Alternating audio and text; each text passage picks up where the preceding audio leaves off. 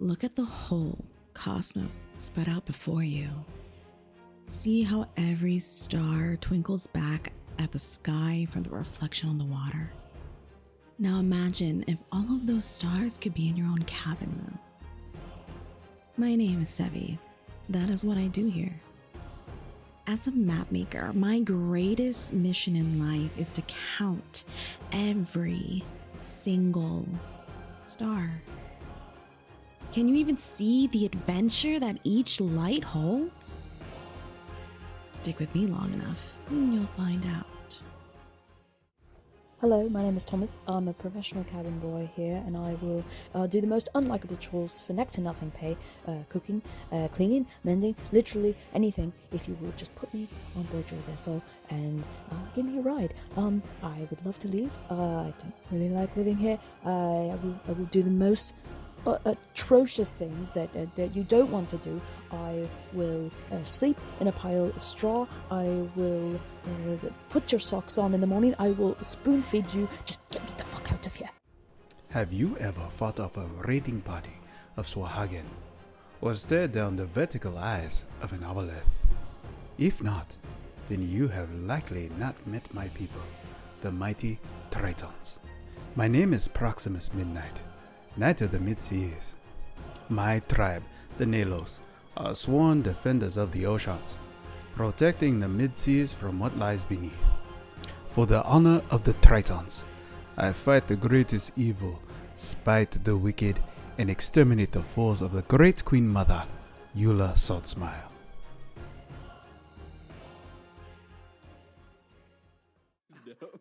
Cat? Ahoy! Ahoy and welcome everybody. Maya made it. Perfect. Okay. Hi everybody. Welcome to this special prequel episode of Horizon's Call.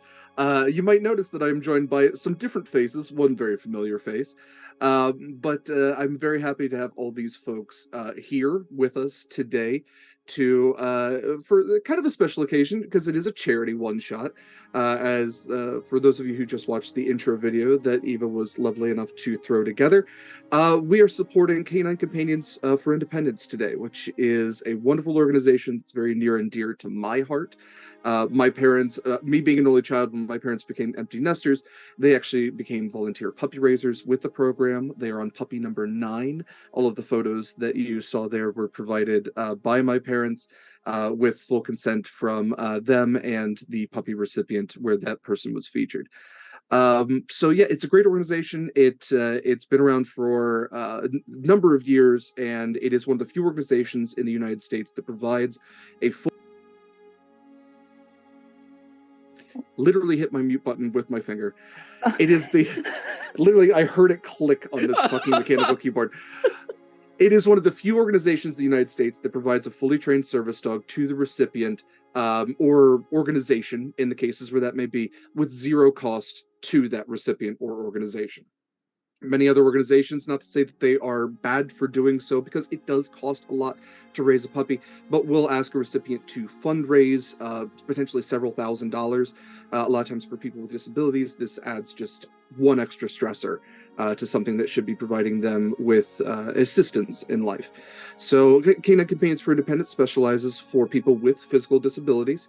They have branched out recently to also help people with PTSD, with diabetes recognition, and some dogs even become facility dogs. One of the dogs in our local group back in Ohio was actually a facility dog that worked in the court system for juveniles who had to testify to help bring them a little bit of comfort. So these dogs are specialized in 100 different things. They can turn off the lights, open doors, get you something out of the fridge, and also can make your life 100% easier than it was ever going to be. So definitely, as you consider it, please consider supporting Canine Companions for Independence. It does have some benefits to this game, which I'm going to actually pull up and read here if my computer wants to cooperate. It doesn't. It really doesn't. That's great. Anyway, all of the donation benefits should be provided in chat. And if you have any questions, we will also be in chat to answer those as well. All of that said, I am going to have these lovely people introduce themselves, their characters. We can get into character description once we jump into the game, or you can say it now. I leave that completely up to you. I don't even know who's in the top left corner because I don't have that pulled up. I'm so very well prepared today. It's me. It's Kappa. Good, Kappa. I was going to call on you anyway. If you don't mind starting, so. Hi, everyone. My name is Kappa. Christian is okay too. Oh, we're getting echo there. Oh, okay. Anyway, where was I? Oh, yes. Hello. My name is Kappa. I am a producer and performer in the TTRPG space. I use he/him pronouns. I don't know what else to say about my stuff, so I'm just gonna say that to the end. I'm playing Lucky today, a Leonin warlock. He's getting up there in age, and he's a good dude. He's a good dude. I'll say that. He needs some new pants. That's it. Good dude needs new pants. All right. Thank you, Kappa. Maya. Hi, I'm Maya.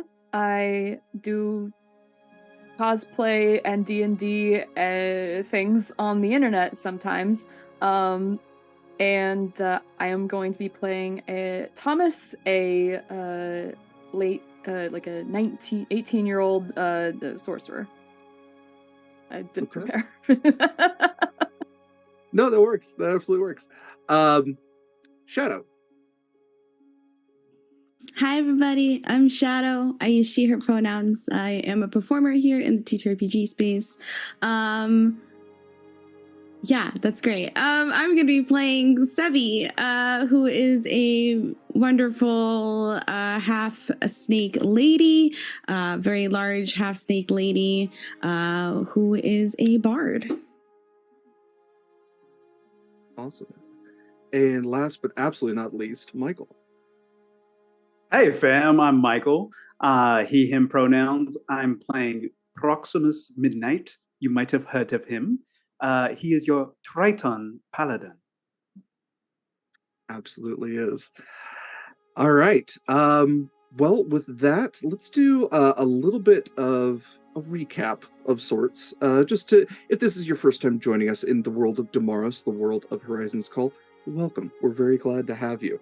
Horizon's Call, the world of Damaris, is an oceanic world. It's a world of numerous islands, archipelagos, beautiful atolls.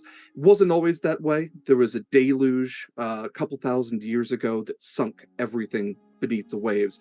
A few things rose to the top again, and the people that live on those pieces of land were able to rebuild, make lives among the waves, and build ships for commerce, for warfare, for all the things that people do anyway.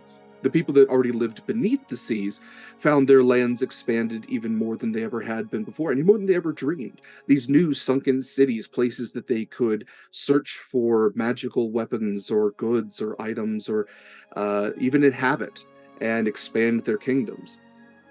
Our current game is taking place about a year and a half prior to the first season of our campaign. So Proximus is still living with the Nalos tribe beneath the waves in the mid-seas. Corvus has only been in the service of Eula Saltsmile for a couple of months now. But we're not going to start with Proximus. We're actually going to start with everyone else. So let me get stuff pulled up here. Okay. You all find yourselves aboard the Crimson Spirit. It is a swift sailing ship heading northeast from Rookport on 10 token to the port of Blue Haven on Validus. So you're actually heading to what would be the Imperial lands. If we can look at the map here. So we'll move this little ship icon since that's from our main game. Here. You all are headed right about here in the mid-seas. So the Crimson Spirit, like I said, the swift sailing ship, number of people aboard. It's a merchant ship that also kind of takes on people who are just looking for transport, shipping goods, shipping people as well. Let's go around. Why are all of you traveling? You could be going to Imperial lands for work, could be running from things, you could be searching for work aboard the ship itself. Let's start with Lucky. Lucky, what brings you aboard the Crimson Spirit? Well, by trade, I'm a sellsword, and I've seen jobs like this one where they just need just a little bit extra security. You know, I'm fairly good at my job. I'm kind of lucky at my job. We wouldn't get to this age if not for a little bit of luck, and so. I imagine my name got passed to the captain or the business person who owns this venture, and so I'm here just to earn my keep. A little bit of coin, put away towards a little dinghy for retirement, where it's just gonna be me, my dinghy, and the fish in the sea. That sounds lovely. And absolutely, so the captain of the Crimson Spirit is it's Captain Ironhelm, which it's a dwarf. You kind of figure it's probably a family name, because he's a ship captain. He's not decked out in heavy armor or anything like that. Seems to run, a decently run ship. Definitely allows for downtime for the sailors, but not overly cruel in any way either. Thomas, what brings you aboard? I'm just a perfectly normal fellow that's just trying to get offshore. Just want to get on the boat. I'm not running from anything. I'm not fleeing for my life. I'm certainly not fleeing the impending sense of doom or guilt. I am definitely just there to work hard, do all the jobs that no one else wants to do. I will mend socks. I will fix ropes. I will tie knots. I will spoon feed someone ill on board. I will literally do anything that no one else wants to do, just as long as I'm allowed to stay here aboard this vessel, sailing far away as quickly as possible. Thank you for your time. I will be here for the remaining future. Thank you. No sense of desperation at all. Nope, not at all. Sevie, what is a unique individual like yourself doing aboard the Crimson Spirit? Well, a boat is the best way to see the stars at nighttime. So, I often spend most of my time wound around the main mast of the ship at plotting the stars and making maps and seeking the knowledge that the stars have, because really the cosmos are just a sea we haven't explored yet. Absolutely. That's beautiful. And for those of you who might be familiar with our campaign, the stars are kind of a big deal in Damaris. So absolutely, the constellations themselves, and there's said to be magic among them. Great. What are all of you? So that is why you were aboard. What are you doing while you're aboard? It's been a couple of weeks out of port. You haven't hit any doldrums or anything like that, but it's been not fast but steady. Boredom at this point can set in. What kind of things have you all been getting yourselves up to prevent that type of boredom? I've been on scrubbing for I've lost track of how long I've been scrubbing the deck. It's me, a brush, a bucket, a rag, and the three of us have just become great friends. I have entire conversations with them while I scrub, and this deck just doesn't seem to be getting any smaller. But it's shiny. You're welcome. Wonderful. I think I'm just watching as Thomas seems to go over the same banister or railing maybe 4 or 5 different times throughout the day, and I'm just like, man, this kid is really out here to prove something. I'm not sure if what they're saying is completely true, that they're just here for whatever reason.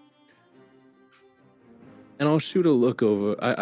Every now and then I'll shoot a look over at Sevie and just like, something suspicious about Thomas. Don't you think?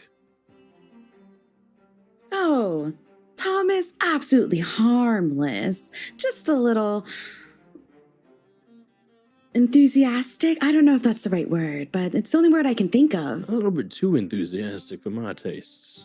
Yes, well, I guess Thomas is probably just a young star among the great void that is life and is just struggling to find the light. All right, okay. Thomas, you ever been in a fight? What? Oh, yes, a fight? Have you ever fought anything? No. Why would you ask me something like that? I'm just saying, if it comes to blows, I want to make sure that I'm not just looking after myself. Plus, you never know when the deck might fight back. What? I look down at the deck like, no. I'm good in a fight. If I'm in danger, if I'm in danger, I'm fighting and I'm protecting my friends. There's no other reason why I would be fighting. Yes. Ever. Well, are you good at dancing? Dancing? No, not at all. Well, Are lucky you? we have to teach Thomas the dance. The dance. The dance. There's a dance. Oh. Lucky is well versed in the dance. Should I start the beat? Yeah. Well, Please do. okay. So with my tail, I'm gonna start the tip of my tail. I'm gonna start rhythmically beating it against my tan drum, and clapping my hands as well. Beautiful, lovely. Okay. And I'm gonna shove a dagger into Thomas's hands. That's God. that's for you. That's your dancing Thank you. partner. Now just follow me. Oh, I dance. And I'll just pull up my dagger and I'll just like go through Lucky different is the knifing worst forms. uncle at Thanksgiving. Yeah. And I dance with this Just thing. just follow me. Okay. And I'll just emulate some basic knife forms, combat forms, just to make sure that if it comes to it, Thomas is not 0% prepared. 2% prepared is way better than no percent prepared. This turns Thomas, into a little bit of a gentle, like, making sure he knows how to hold a knife correctly and stab. Yeah. Okay. I'm picking it up now. He's like, this isn't much of dancing, and then he kind of, I see. The generally, you just want to swish, swish, stab. Thomas, why don't you go ahead and roll me a performance check? Okay. While So I'm while you're picking rolling a this up. performance check, I have to let this one out, who is going to drive me crazy. So sorry. There's Thomas dealing with his barnacles again. And it's just, I'll just look over it. It's just me and Sevie, just laughing and just watching Thomas. This is the entertainment we was looking for. Yes. See, Thomas is just a light that's just asking to shine. We just had to help. Oh, that's a 16 for performance? Okay, yeah. Thomas, you're picking it up pretty well. Knife in hand, at least following to the beat. There's a number of sailors which are kind of like turning to look at you and kind of like clapping along and nodding. God. The cabin boy is doing pretty well, which is great to see. Okay, it is about at this point that you see those of you with a past perception above 10. So Thomas, while you're dancing, you're kind of a little bit you don't notice as eyes begin to turn outwards towards the starboard of the ship. And Sevie, even like that, you're clapping, your rhythm tends to kind of slow down as you notice that several people are kind of rushing towards the starboard. And as you look out, you see something sizable moving in the water, splashing about. And it's hard to tell at first what it is, until you see a massive tentacle rip its way out of the water. And from the helm, you hear Captain Ironhelm actually yell, "Kraken!" And you all, as you're looking out, see this creature cresting out of the surf. And you see this black, almost like carapace-like body, these red glowing eyes. Even in the midday sun, the eyes seem to be illuminated to where you can tell that light is coming from them. Tentacles are whipping from behind it. And you all see this mandibled mouth, not like 4 mandibles opening up with these almost like spitting teeth inside as this head crests. A fin behind it as well, these 2 claws pressing out of the waves. Is there anything any of you would like to do? You have seconds. I All right, I would reflexively cast some bardic inspiration on Lucky. Okay. Just like with the rhythm of my drum, it speeds up for a second, and a tiny little clamshell appears floating above Lucky's shoulder. So Lucky, you feel slightly energized. I will. Thank you, Sevie. Thomas, make sure you hold that knife close. We're gonna need it pretty soon, and I'm gonna rush into as in front of as many people as I can, and sort of get in the way of one of these tentacles, like getting engaged with one of these tentacles as much as possible. Okay. Thomas, anything you'd like to do? I have a cantrip, acid splash. I've got a 60-foot range on it. Am I close enough to cast this? It is. Okay. It is closing. You absolutely can cast it. Okay, so I'm gonna cast this cantrip. It needs to make a dex save of 13. Okay. It succeeds. Okay, is that half damage? I don't remember how to play D&D. You're okay. Let me pull up Acid Splash real quick. It is probably half damage. Okay, so let's see. So go ahead and roll damage and. Okay, so that's a 1d6, so half of 5. Okay, so it'll be 3 points of damage. Okay. Okay. So in the seconds where there is still light where you can see, Thomas, especially you casting this acid splash, Lucky you preparing to strike at this tentacle.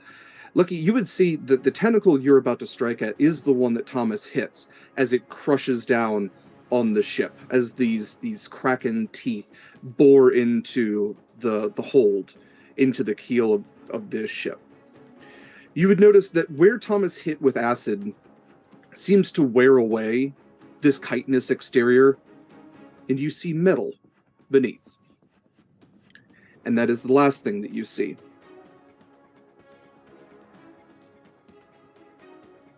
We're going to cut over now to Proximus. Oh!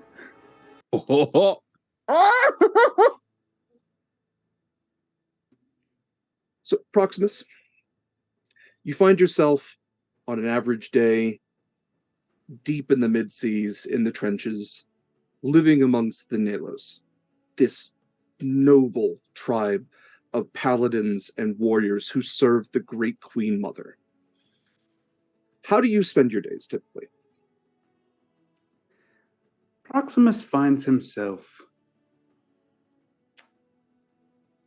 just floating around possibly a rock formation, carving in his daily mantra to himself, doing some images on the, just leaving what would essentially be like a tagging of some sort on this rock cropping. He would just leave his name, a small little mark in the face, maybe some waves, his favorite fish, the swordfish. Of course.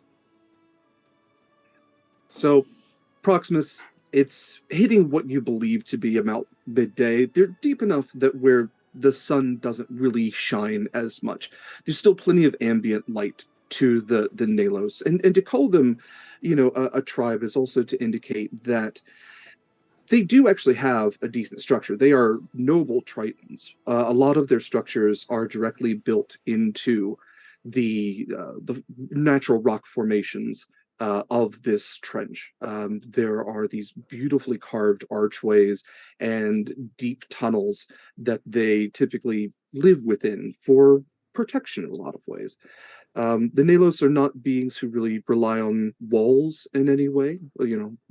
Being under the water, anything can come from anywhere. So they mostly rely on their people as walls. Every single member of the Nalos tribe is trained from the second they can hold a blade to the second that they drop it to be the best warrior that they can possibly be. So there's plenty of people training about. You will see people training with their feet placed on rock. You will see them training to fight in the 3 dimensionals of the water itself. Blood is rarely shed, but training always happens. And so with you carving out your daily thing, you hear just a throat clear kind of, rumbling through the water behind you. And as you turn, there is Grandmaster Arcus, who is one of the oldest members of the Nalos battalion. And he is one who trained you. He probably trained Corvus. He's been around for a very long time. There is a graying to his scales, and the blue has really faded. The light from his eyes, absolutely not. And you see he's standing there with his simple, just stave, just a staff. He doesn't carry a blade on him anymore, and for what you've seen, he doesn't need one. He can absolutely hold his own with just a piece of driftwood. He says, Proximus, you are wasting time again. Well, Grandmaster, it is nothing. It is just a picture for me to remember my moves and my forms. It helps me focus. No excuse. It's fine. Please go find someone to fight, Proximus. Or I will find someone for you to fight. I feel like I have fought everybody here so many times over the years. How? Who? Very well. That is fair. Go find someone to fight. Go on patrol, Proximus. I would rather be on patrol. And he looks up and swims off quickly. And you hear Arcus say, "Chicken with boars. He was last on patrol." Will do. Thank you. Shoots up quickly. And you go shooting up from the trench. A number of Tritons kind of like look to you briefly, turn away. They've got their own things going on. You see a couple of eel hounds out as well, which kind of indicate that that's probably where the patrol is. Most patrolmen actually do have eel hounds. And you would be able to spot boars pretty easily. He does seem to be returning to the general area of the tribe. Boris, I am to go on to patrol after you.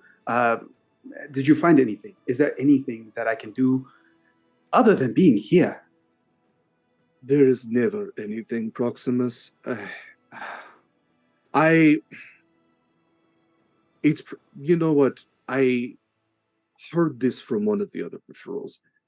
I would go to the east.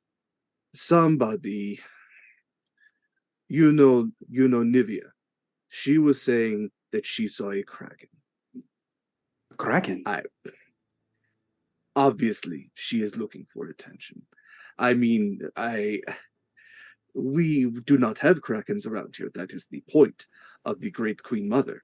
And he actually gestures to a very familiar statue, which is built into kind of like where the trench meets at a point. It has been carved in the shape of Eula Salt's smile, like hands outward, the tentacles of a kraken beneath her feet, very like saint-like in a way. But this thing is like 200 feet in length. Just this absolute, miracle of architecture that was made beneath the waves. She protects us. She has always protected us from krakens. So what if she is in danger? We should go to the surface. That is Corvus's problem, Proximus. We do not go to the surface. That maybe he needs help. Maybe he cannot do it alone. He has to do it alone, Proximus. You know this. That is the point of an arbiter. There is one of us who goes above, one of us who serves at the side. If she wanted an army, she would ask for one. You think you know better than her? Oh, you don't have to frame it like that. I would never say that about the Great Queen Mother.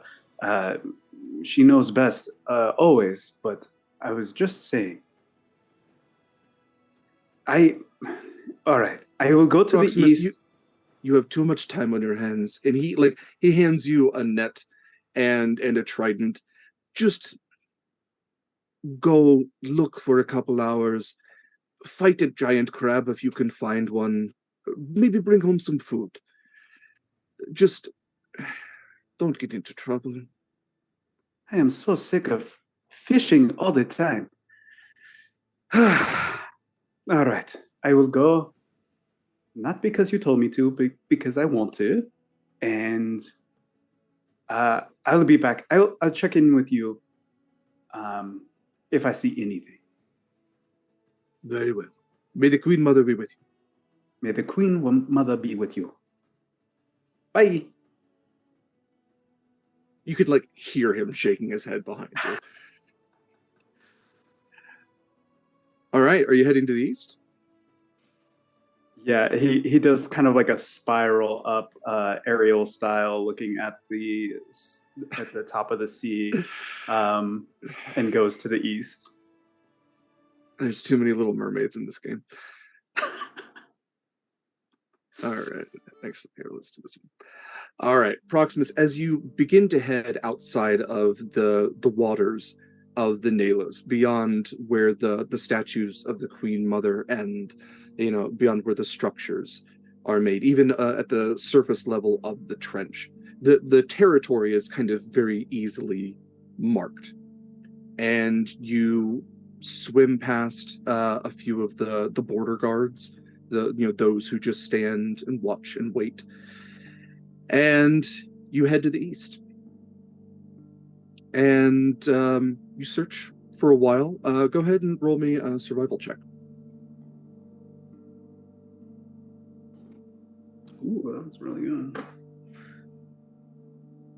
18. 18. Okay. You are very familiar. You've patrolled before. So the ocean floor is, easy to identify if there's anything strange that's been going on. You notice the movements, the very familiar movements. There is a very familiar path that the patrols take. They take concentric circles to make sure that they don't necessarily miss anything. And you can see where probably Nivea, since that's who Boris said was actually at the east. You can see where she had moved through the sand, where she had moved through patches of seaweed, and even there's patches of very deep bioluminescent coral, where they don't grow in a certain part because the patrols are constantly moving through there. What are you doing as you go on patrol? As I swim through, I leave a couple of rocks that I left my first name etched in just random places, and I try to cover up the footprints of anyone that had come through there with my trident. I just move the sand a little bit and then swim off. And then I have this area that I like to stop by. It is a sunken, like a small hut that was, above the surface in the old days, and has been now taken over by the sea. And I like to go in there and leave little trinkets that I find on patrol, but it is off the way. And I know that I am doing something bad, but I just have to see if everything is there, and then I will lock up and go back onto patrol. So, Proximus, you stop at your familiar place and kind of take a seat there for just a minute. Let's see, what is your passive? Passive's 11. Even with an 11, things are typically quiet this deep in the ocean. Sometimes you get whales. Every now and then a giant squid will pass through. Sometimes giant sharks. You haven't had a lot of incursions, especially from things like Sahuagin, in a long time. You being a member of the Nameless, you have absolutely been on a campaign to fight Nablith. You have fought Sahuagin. You are familiar with those movements. But it's kind of like you're looking out into the dark waters, and you see something larger than a whale moving. And it's far enough out where you can't really see it, but then it seems to crash into the sandy bottom, and you feel it. You feel it reverberate. Oh, this is my time. And he pulls his glaive, and he is going to start moving towards, as quickly as possible, swimming towards this huge beast. Good. Are you being stealthy at all? Or just powering it? No, he's going straight in. It takes you a couple of minutes to get over there. This thing was pretty far out, and that's maybe the most upsetting thing in the back of your mind is you could see this thing from so far away that the closer and closer you get, the bigger it's getting. Like you kind of wish you could stop swimming and it could stay the size that it was, but the closer and closer you get, the larger and larger this thing comes into view. And it seems to be partially buried in the sand. You have only ever heard tale of krakens before. But if this was something, might be a kraken. It doesn't seem to be moving, which is odd. It has this red light illuminating from several sets of eyes on this multiple mandibled face. The strangest thing is, even as you look at it, it doesn't seem to be breathing in any way. It has, the mouth is actually open, and the jaw has extended down to the sand. It has these black chitinous plates overlapping over a lot of its body, and even beyond you can see tentacles at the far end. This thing has to be a couple 100 feet long at least. The tentacles are all at rest on the ground, but you can see a red light even coming from the back of this creature, a large fin extending outwards, and your brain is trying to make sense of this thing. Anything you would like to do? He's going to say Hodlik Sin and cast Divine Sense when he gets into 60 feet to check Okay. for any hallowed spell, magic, evil, or undead. Okay, no undead, nothing hallowed. Divine sense gives you good and evil as well. Good and evil, yes. Okay. It's always been interesting with divine sense because, does an evil person accept that they're evil? There's that whole argument. I would say everybody's a hero in their own mind. It's fine. Yeah. The way that I like to rule this is you feel the intention behind something's motives, maybe a little bit more. In the broader sense, you get an intense wave of greed. And I'm going to need you to make a Constitution saving throw. Oh.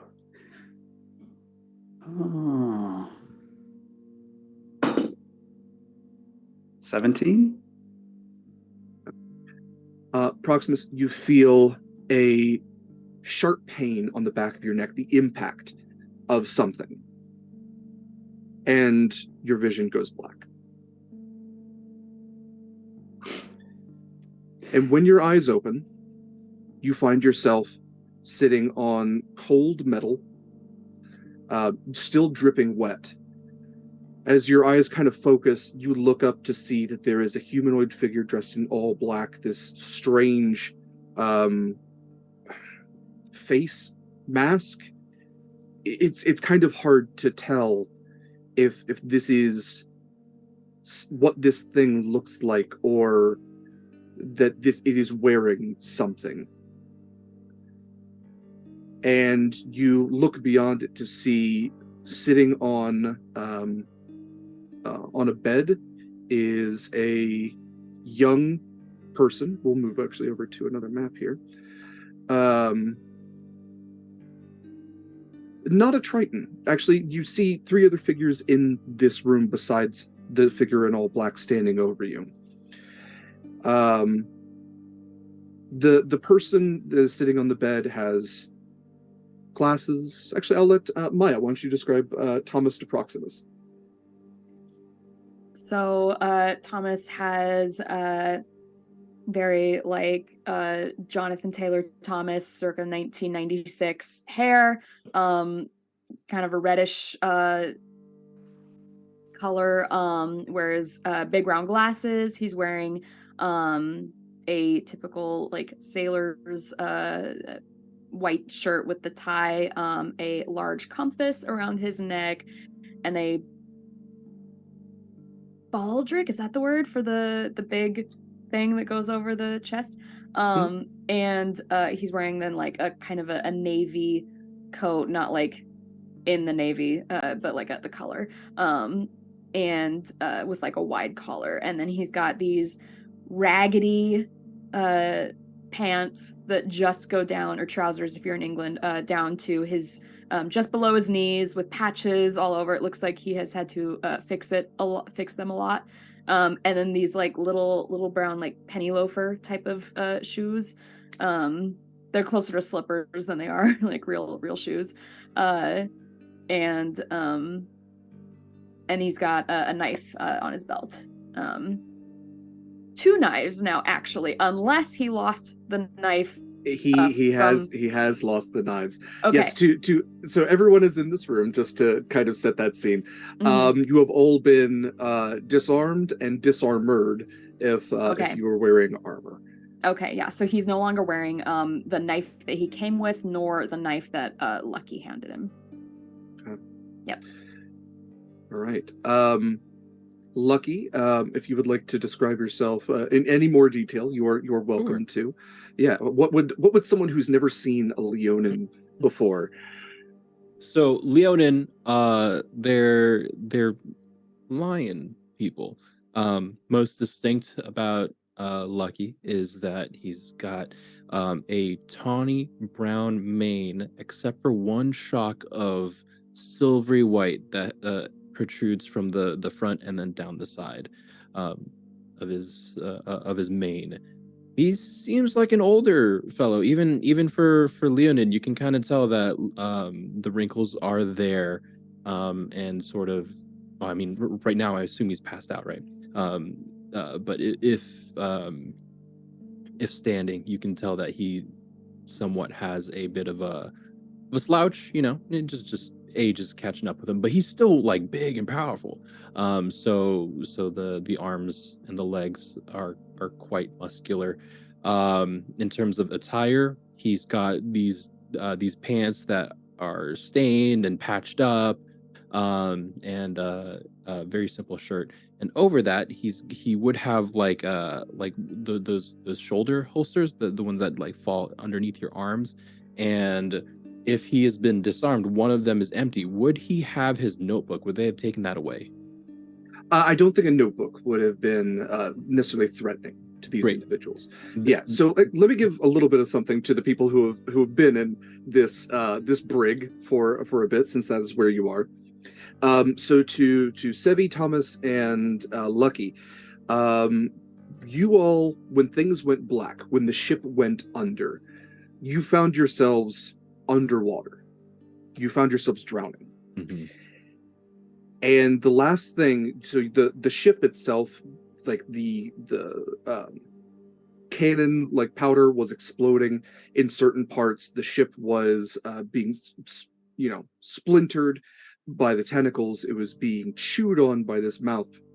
The three of you, being somewhat collected together, ended up going into the water before a lot of the damage to the ship. And you ended up being close together, so that when this Kraken's mouth opened around you, you found yourselves together, enclosed in a pressure hold. And several figures dressed in this all black, that completely covers their head and their face, chitinous kind of armor on them, all pointed these strange looking crossbows at you.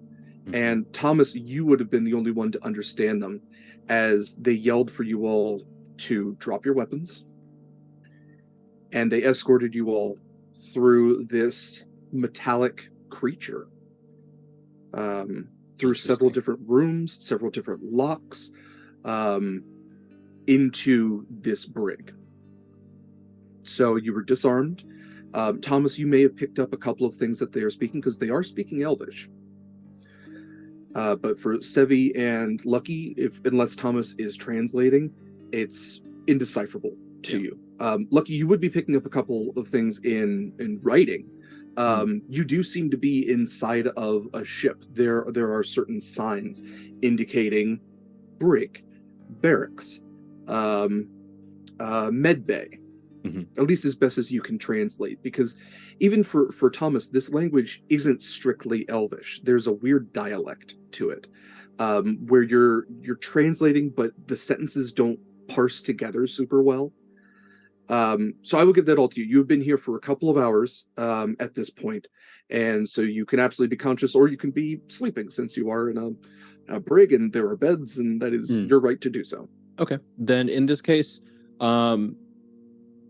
Lucky would have taken a nap.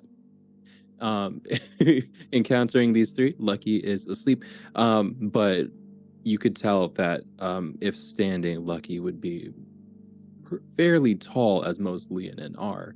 But yeah, seems relaxed. He's got underneath his right arm, there's an empty there's an empty holster where an axe would have been, and underneath the left arm is a fairly unassuming notebook, and he keeps his paw over that as his arms are crossed, and he sleeps, and he's like, he's dozing off. Okay. And Sevie, what would Proximus see looking at you? So being a large-sized creature, is this room small for me, or is this like a good-sized room? It is a sizable brig. Actually, asking that question, go ahead and roll perception or investigation. Just what you're kind of picking up by looking around.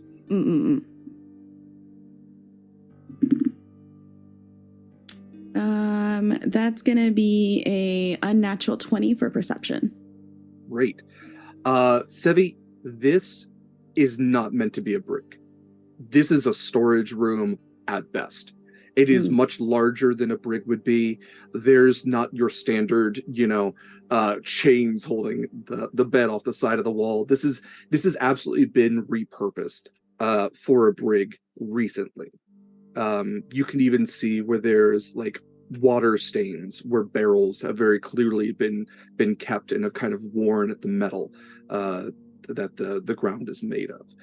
So in that sense, there is plenty of room for you, because this room is much larger than it should be. It is 25 by 20. Okay. So even with the 4 of you in there, 5 technically, it's not that cramped. Okay. So, Sevie would also probably be taking a nap, but would be in the furthest corner, like the back corner from the door. And upon entering the room, Proximus would just see this tightly wound pile of brilliantly green scales with a dark blue diamond pattern and hints of gold. And as I'm just kind of coiled in amongst myself to make my little sleeping space that's really protective, so nothing can get at me, and probably just atop, just kind of laying down across the rest of my body and my scales, you would just see this little poof of really curly dark hair, and you would be getting little hints of a frilly white collared shirt and a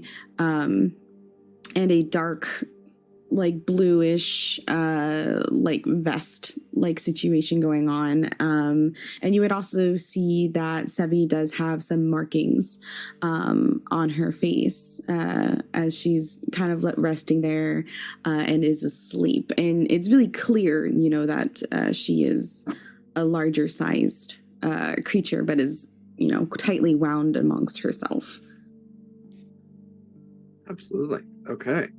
And yes, to our audience, Sevie is we're calling it an Alafi, which is what I have restyled the race for this world. It's borrowed from the Planescape module, I guess. It's a free thing that you can get from DM's Guild that kind of ties in Magic the Gathering worlds into D&D, allows you to play in those worlds. So this is the Amonkhet one, where they have Naga. Naga are already a thing in the monster manual, so we have renamed them Alafi, but she is a half-person, half-snake. Pretty cool. And yes, is a technically large creature because of the length. Okay, so Proximus then. What would everyone see looking at you? Proximus is a tall Triton. He is muscular. He has a very defined and chiseled face, smooth royal blue skin that shimmers in the light, looking almost wet even when dry. Upon his forehead and his jawline are a carapace that is shell-like to the touch. His large, round eyes are dark obsidian and with golden irises, and a single gold-colored diamond-shaped gem inset in his forehead carapace, right in the middle. His gem and his eyes illuminate gold glow in the darkness. And he was wearing mithril plate armor from the Black Coral Reef, and wields a bronze ornamental glaive with a aboleth molded into the blade. Both of which are things that you would see this figure dressed in black holding, the armor and the glaive, as they stand over Proximus. And you see that they turn, so they're actually standing in the cell over Proximus, who has kind of been unceremoniously thrown in the corner. And they reach out of the cell to hand off the armor, and then use the butt of the glaive to kind of jab at Proximus to see if he'll flinch. So I leave that up to, and you hear a laugh kind of come from muffled behind this helmet, this mask, and Thomas, you would pick up. I knew that I would get him to flinch. Did you see that? Coward. And the figure walks out of the cell, closes it behind them at this metal door. And there is like a slot at the top, which seems to have been like they've made bars, they've made a little slot where they can slide food through. There are a couple of empty bowls of food. You are definitely not the first people that have been placed in here. And even through that, Thomas, you can kind of pick up a little bit of what they're saying. Do you see this? This is common to them. Every one of them wears something like this. We're going to be filthy rich. You can't necessarily see what they're gesturing to. You imagine it's maybe one of the things that were in the hands of the people before.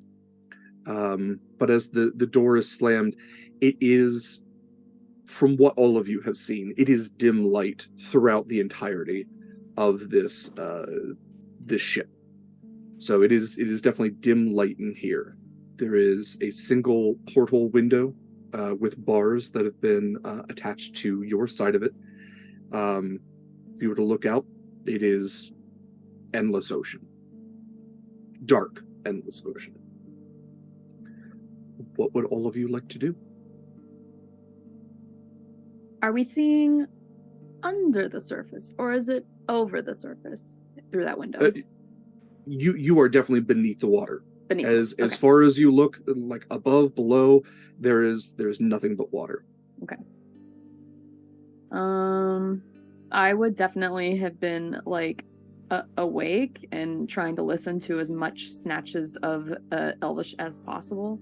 And I think when we were first grabbed, that's the only time I would have translated like in front of them when they were just yelling at us to put our weapons down. That's when I would have started saying, put your weapons down, put your weapons down. And then I would have waited until we were like alone in this room before repeating what I just heard them say.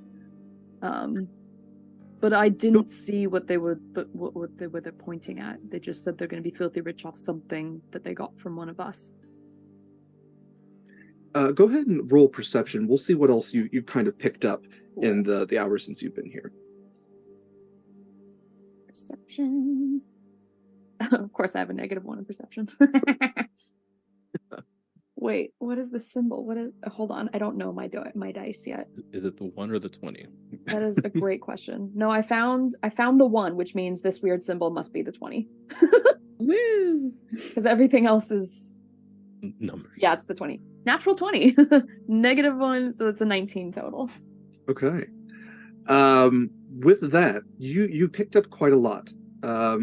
When you first were brought aboard, you kind of heard you've seen several of these figures. They are all dressed pretty identically. They're all armed pretty identically. Oftentimes they have a knife, a longer blade, and then some of them carry these strange looking crossbows. But typically it doesn't really get much fancier than that. There's no shields. The armor is relatively light. What you've picked up language-wise is you went through this pressure hatch to get through. And when you were going through, another one of these figures asked the one who was escorting you, "What about everything else?" To which he answered, "It's fine. The bottom dwellers are getting it. They'll move it into the hold once we pick it up. Settle down." And when they gestured towards the hold, they gestured backwards towards the far end of the ship where they were taking you. Again, as you were passing through, you would have passed through 3 sets of doors. So between you and Lucky, you at least picked up that. There's a couple of ladders as well. You would have seen at least a sign on one of the doors to your left, which more or less translates to temple. A door on your right, almost directly across from your brig, the cell, that's the med bay. And then there was a large vaulted door at the very far end, and you assume that would be the hold, since that's the only other area that he could have been gesturing to besides that. As soon as they disappear, like out of sight, and the door shucks, I would have like whipped my head towards everyone else and been like, okay, so they said, and then I would just like repeat all of the information that I heard. And it's probably in the door, the hold. That way. Okay, yeah. This also isn't a real prison, so we could probably break out of here really easily if we, like, bide our time. What do you mean it's not a real prison? We're prisoners. We are prisoners and we are in a room, but prisoners in a room does not make a prison. Oh. Also, like, people in a prison does not make them prisoners necessarily. Anyway, so this room was originally like meant for like storage, so it might have weaknesses. So is anything of interest in here that looks like it could be broken into? Crates, barrels? A lot of basically all that's left are 3 beds, a number of bowls. Go ahead and roll an investigation. We'll see what you can pick up besides that. Because there aren't like any barrels or anything that they would have just like left you in here with their food or their water or anything. While that's happening, I'd like while you're investigating, I'm just being I think yeah, I think you're right. This looks more like a pantry. Wake me up when they come back. I'm gonna okay. And I'll, that's how I go to sleep. Now's not the time for a nap. We have to escape. We've been captured. What? There's always time for a nap. How is he so casual about this? Oh, you think this is the first time we've been taken prisoner? It's my first time. Oh, well. Has this happened to you a lot? I wouldn't say a lot, but you know, when you spend some time out on the seas, exploring stuff, curating maps of valuable star constellations, people tend to get a little angry at you. It's just a thing that you deal with all the time. Not all the time, but yes, you should get your rest while you can. Honestly, there's nothing we could do right now. They're on high alert. They just put us in here. They're going to expect us to break out right away. If we just wait a couple of hours, it's going to be way easier. And, say you do knock everyone out and make your great escape. Look outside. Where are you going to go? Who, me? I wouldn't knock anyone out. I'd be more worried about him, and I'll point at Proximus. We didn't come in here with him. Oh. Just the Proximus just wakes up. He scares Thomas. Good, he's I not told dead. you to wake me up when they come back. Where am I? Is this the afterlife? Afterlife? Oh my god, are we dead? No, Oh god. I'm too sore to be dead. That sounds that voice. It sounds mighty familiar. There are so many people here that I don't recognize. And he starts looking around, and when he sees Lucky, he's Lucky? Do I know you? I you're gonna have to refresh my memory. I just something right there. I just can't. Oh, and he looks around. If there's anybody that looks like me, do not tell them that I have ever met you before. What? I met this fella on another job before. How are you doing? It is Proximus. It is fine. Proximus. Everyone, this is a good friend of mine. Hi. Proximus. Hello, my name is Proximus Midnight. I am from the Nalos, Triton tribe. No, you are? Am I on the surface? No. Well, Oh, I don't think so. I think we're still underwater. yeah. Well, I live my life all the days under the sea, and eventually, a couple times, I get to come up and watch ships going by. That is where I saw this Lucky before. Yep. But I can't. Don't tell anyone. I don't know. Secret's safe with me. I am not supposed to go to the surface unless I am chosen, and I was not chosen. Oh, well, I would choose you if that Thank is you. a thing. Okay, you're welcome. It seems like you were chosen by someone. Yes, Someone exactly. chose to bring I'm you in trying to here remember. with us. The stars choose us all eventually. Oh, It is. how did they Is do that a saying on the surface? Maybe.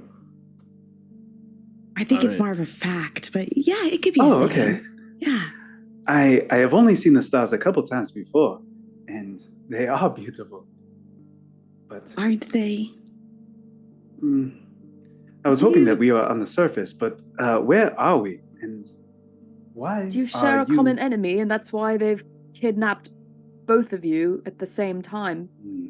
Beats me. We were fighting this Kraken. Right before this, we got we got kidnapped, and brought here. There's a temple. There's a med bay. Thomas, what else? What else you see? Anything important? There was Like the the temple, the bridge? med bay. Well, there was the door. They pointed back down from the opposite of where we came. They said it was the hold, I think. But it's got this big old like vaulted door. Nothing that I could. Well, no. I don't know. I saw the Kraken. It was under the sea on the surface floor, and so I went to it. And as I did, then I woke up. Yeah. Huh. Are we? So I was because I took a little nap. Little thunk on the head, go to sleep. Are we not in a ship right now? Are we in the Kraken? I believe. Because I remember the mouth, and then I remember like the hallway, walking through, listening to the Elvish. I thought I blacked out a little bit, but It's a real complex Kraken. is this like a fake Kraken? Whatever this is, I think we might do well to take over and figure it out later. Take over. Like, Yeah, we've got steal a Kraken. We are inside the Kraken. I I start poking the wall. I'm a professional cabin boy, and we're not even allowed to entertain like the M word ever, even if we're prisoners. It's just quick death, Mother. Mutiny. Sorry. Oh, okay. That's a different You said- N word. Oh, okay. We don't I'm even not say it. familiar with it. We say it just Every captain on Damara simultaneously gets like a shiver down their spine.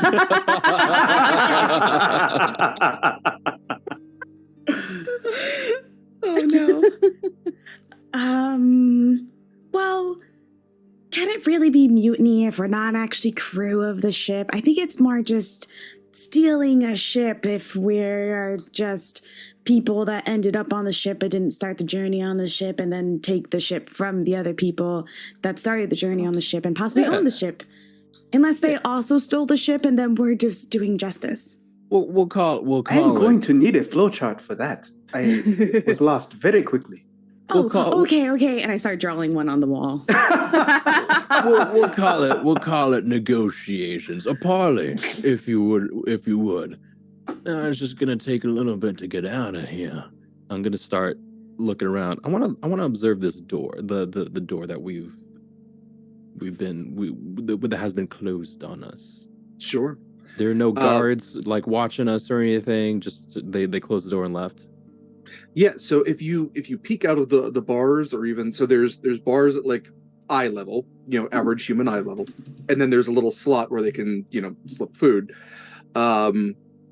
There's a door handle as well. It has like the kind of medieval lock in the sense that there is a keyhole on your side, as you assume is probably on the other side as well. Jostling the handle, it is locked. As you look out of the bars, you can see that there is another dimly lit room beyond. There's a couple of red lights. Everything is like red and black. Everything is lit by this very dim red lighting in here. You can see that there are lights kind of placed strategically to illuminate, to make sure that there are no dark spaces, but definitely no bright spaces. So as you look out of the bars, you can see what you remember to be the hallway that you were brought through. Because of the door that you were led through in that hallway, it's almost a self-contained room itself. So as you look out towards the right, you can see that there is that door, is a double metal door that you were brought through, kind of sort of hatch-like in the sense that you had to step over a lip. It is, what is that, 15, 20, 30, so it's 30 by 15. Directly across, you can see the door for the med bay, which is closed.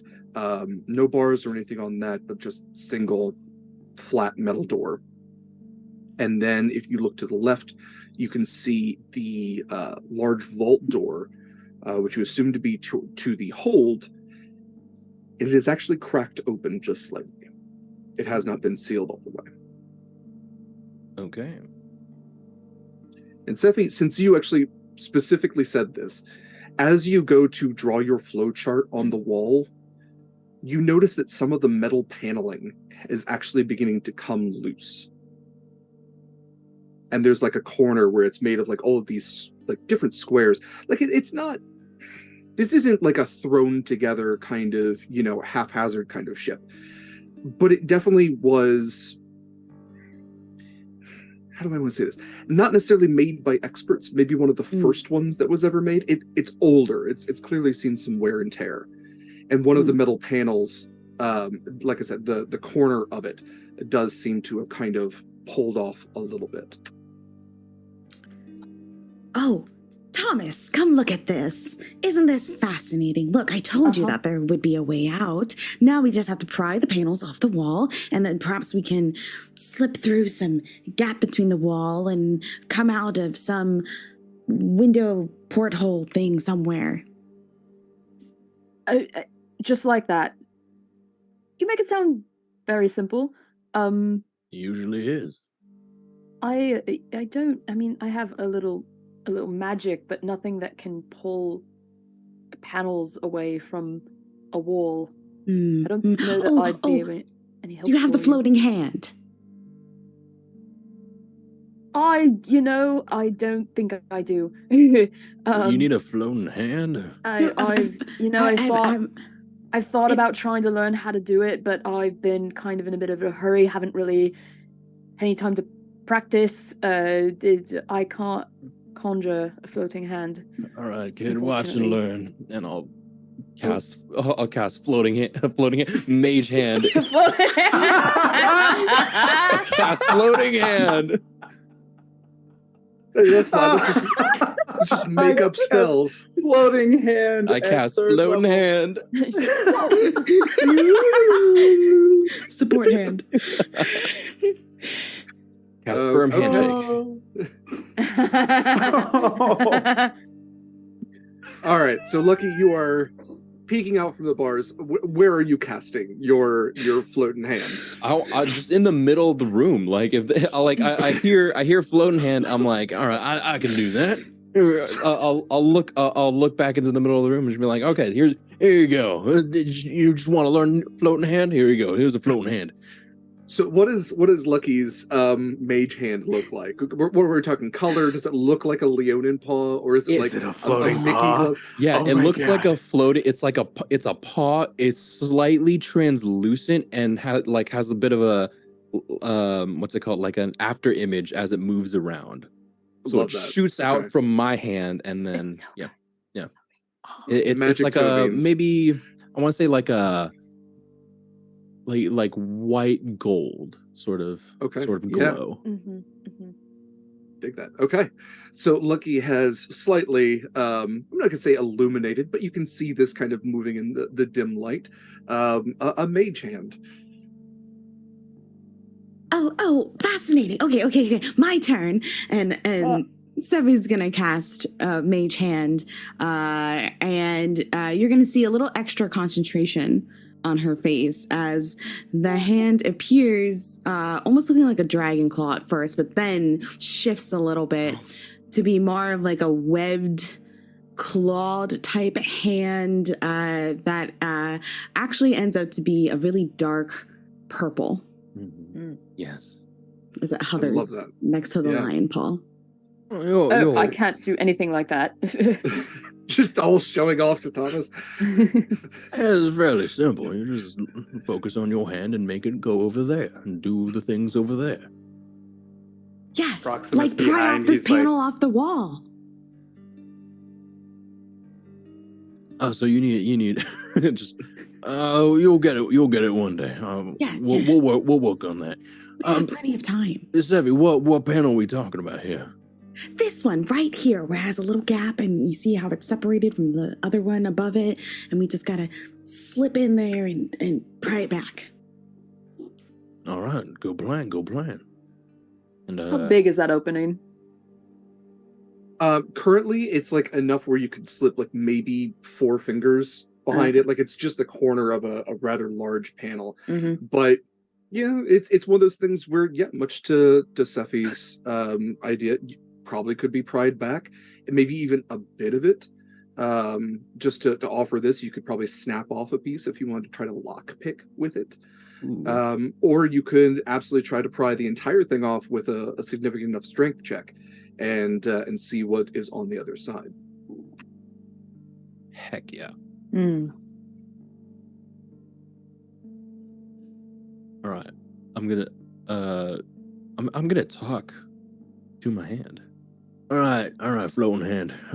You push, I'll pull, and I will attempt to pull off the entire panel with the assistance of my mage hand. But if Sevie, if you want to help out too. Oh yes, of course. And I'm just here gonna to share the glory, not necessarily the coin. Yes, all right, go little hand, and I'm just gonna like wave it on as it follows along with the paw. Go ahead and roll a strength check with advantage. If you have proficiency in athletics, you can use that as well. Okay. Strength check with advantage. Here's one. And Proximus pats him on the shoulder, and a dull glow of gold, and I'll cast guidance. Oh, wonderful. Okay. That is going to be... You definitely have this, Lucky. If you need help, I'm here. I super appreciate that. So yeah, I think that's a total of 19. No, wait. 19. Yeah, 19. Yeah. Okay. With a little bit of heave-ho, a couple of mage hands pushing from the other side. Thank you, Maya. Lucky, you do begin to feel this thing prying from the wall. There's a bit of a groan of metal to it. You're not exactly sure what type of metal this material is. It doesn't seem to be strictly iron. Iron would have snapped. It bends a little bit better than steel probably should. But definitely has like a strength to it, and it is, I should say, black. Like there is a theme going on here. It is black metal. But you are able to pry this thing for the most part off the wall. It snaps at like the very end, so it's not a perfect square. But you see on the other side there are some metal supports. And there seems to be like another metal panel. So this is almost like the drywall of this structure. And you have pried off a square of it. And you now have, we're talking probably 2 by 2 square of this metal. Okay. Could I then fit inside the hole that it's been removed from? You could. There is the panel on the other side. Right. I wasn't sure how close inside. Let's do it. I mean, we're maybe talking about a foot. So there's like these support beams, which are kind of intermittent. They're about every foot and a half apart, and then another metal panel. You could probably push that other metal panel as well, or there's. I don't want to railroad your ideas. So absolutely.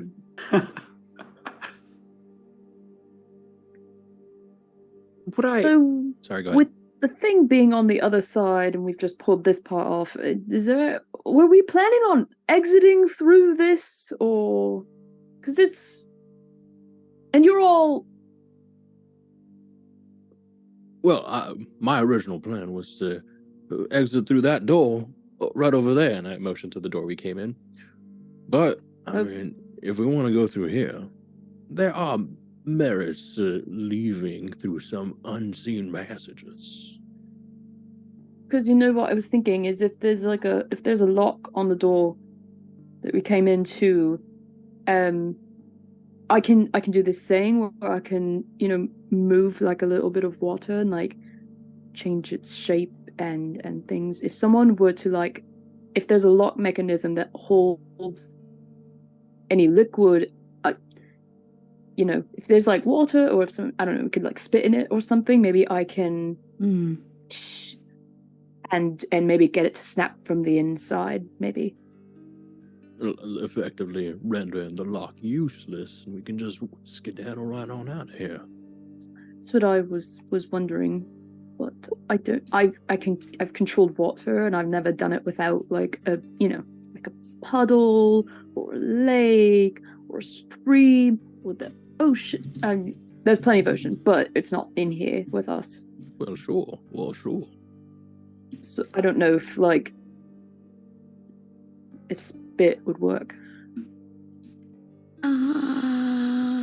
But maybe if enough of us spit, then we'll have enough. So if we need more, we can just spit more. Yeah. Everybody exactly. spit on the lock. Let's just Possibly in the lock. If there's an opening for a key, like a keyhole. Aim for the key. Okay. Right. Yeah. I got spit for days. Try that. We all take turns spitting inside the keyhole. All right, you perverts.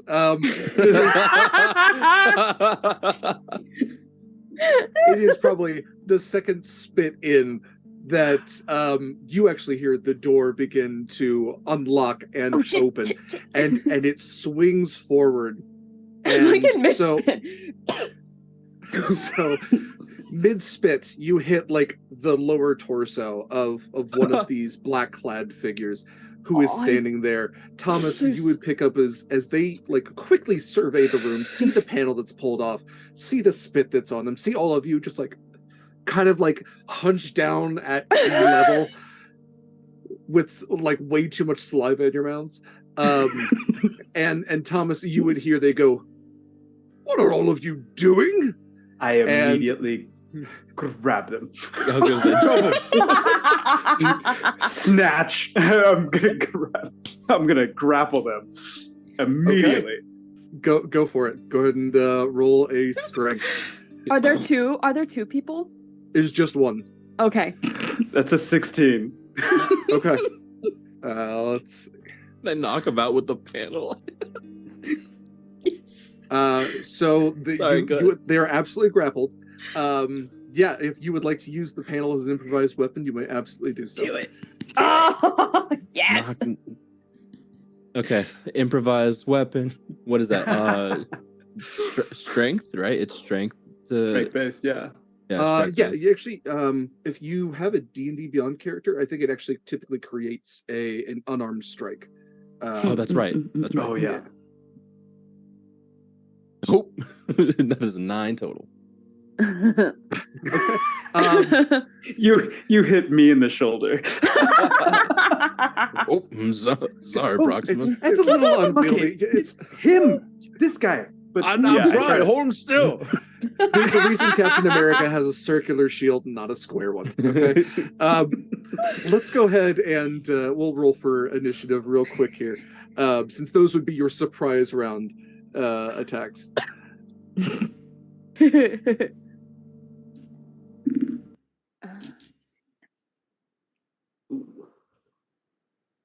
Oh, it rolled it twice for me for some reason. That wasn't good. I'll take the lower one. 8. Okay. I can't spell. It's not supposed to be intelligence. It's supposed to be initiative. 6 for me. Okay. We tied. Excellent. Okay. Do you have a preference as to who goes first? Proximus. Thomas, what did you get? Oh, you got a 14. Okay. Oh, sorry. No, you're good. You're good. You I was typed like, it out who's perfectly. Thomas? Okay. All right.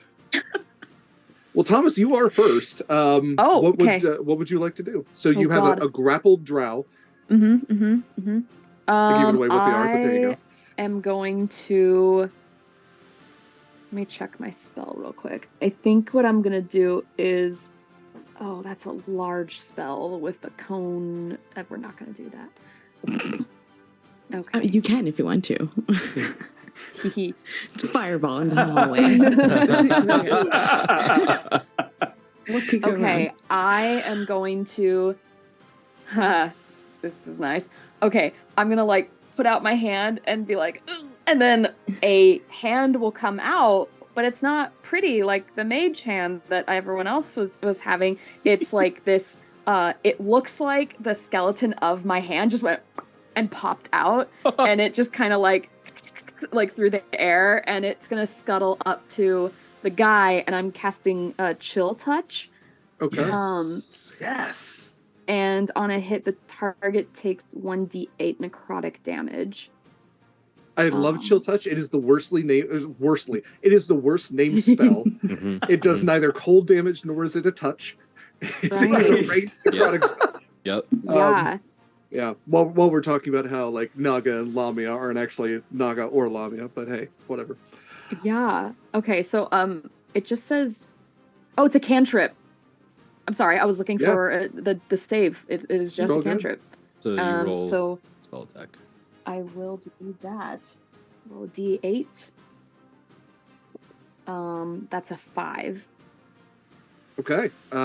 So you, Proximus, you would even feel, it doesn't hurt you, but you would feel like this shudder as this necrotic damage is done to this figure that you are grappling. Okay. Thomas, anything else for your turn? I think that's all I can do on my turn at. Oh wait, I do have. I'm gonna save those points. I have sorcery points that I can spend for extra things later. I'm gonna save them. Cool. Kappa, it is Lucky's turn. You want to go for another shot? I think I will. Okay. Like we've committed to this. Yeah. We've committed to this. Proximus, hold him still. And roll 16 plus 3, 19. That'll do it. That is 2 bludgeoning damage. Okay. With that, so Proximus, again, you're feeling the shudder going through this person. What would you like to do since you have them grappled? I'm sorry. Well, real quick, Lucky. Anything else for your turn? I should have asked. It's just I'm sorry about this. We just need you to go to sleep, and that's it. Go to sleep. Shush, sleep, baby. Shush.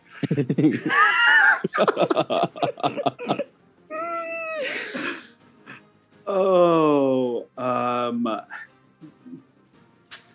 I can't really cast a cantrip with him in my arms.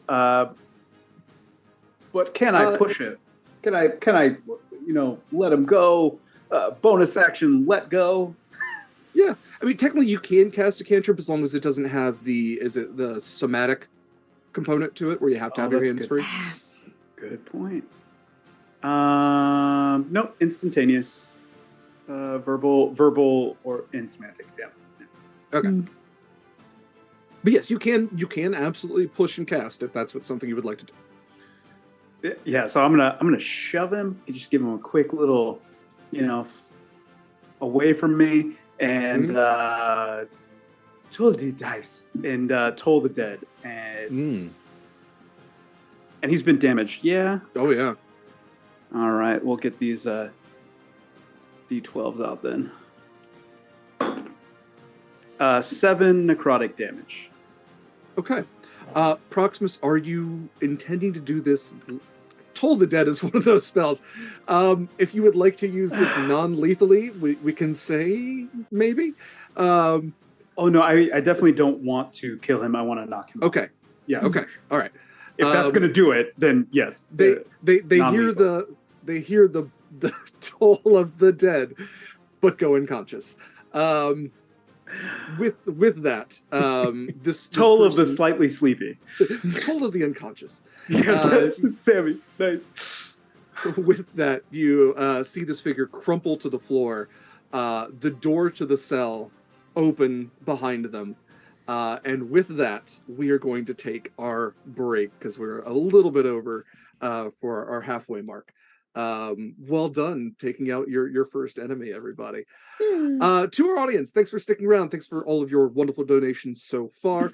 We'll say a little bit more about Canine Companions when we get back. Stick around for our lovely little ad with puppy pictures and soft music and all that. But we will be back in about 10 minutes. Do the things, take care of yourselves. We'll be back. See you then.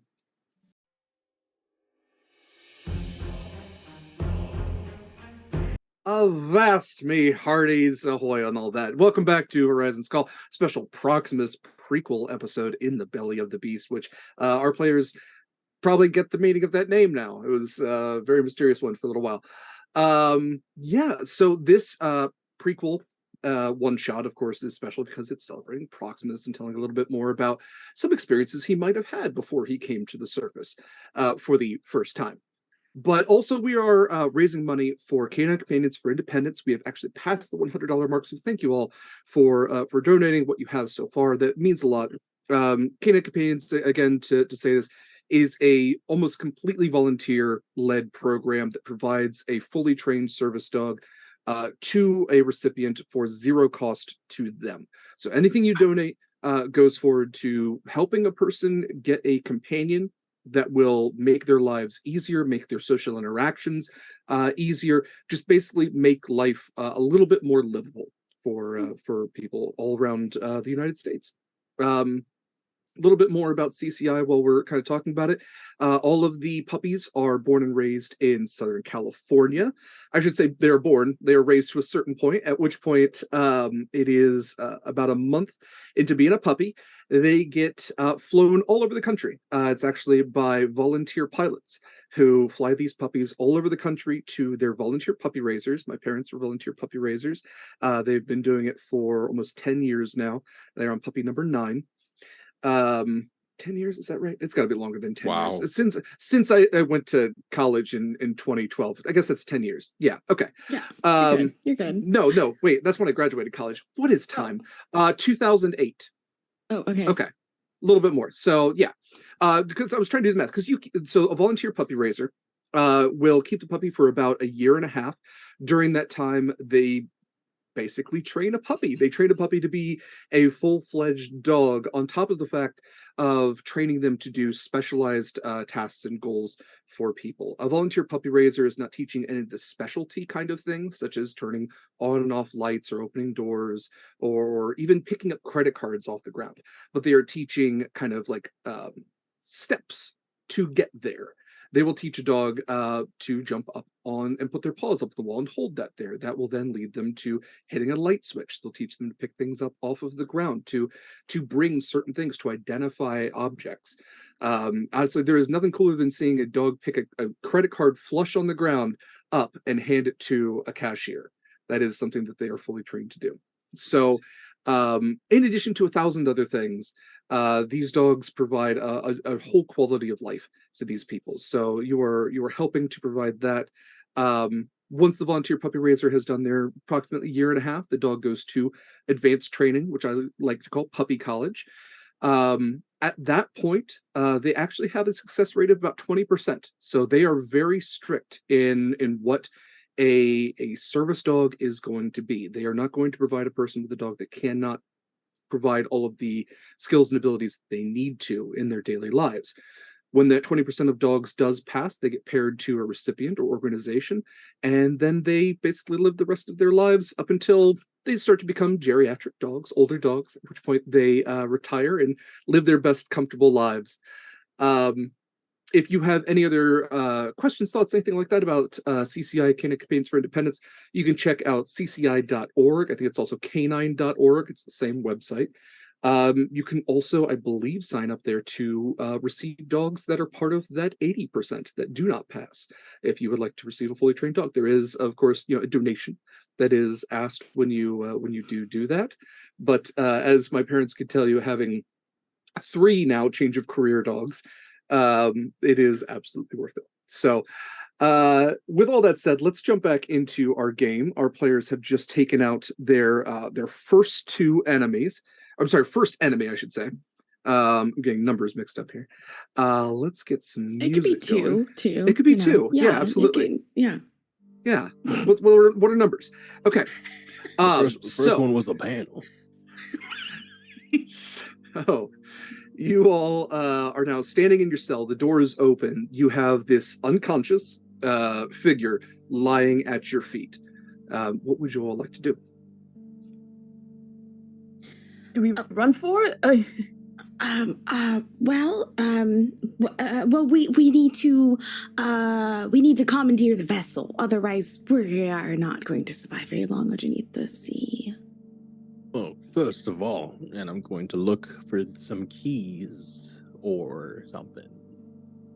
Yeah, go ahead searching. and go ahead and roll for investigation to pick out some pockets. I will use an advantage on this. I was Thank gonna you say, for can I donating assist? advantages.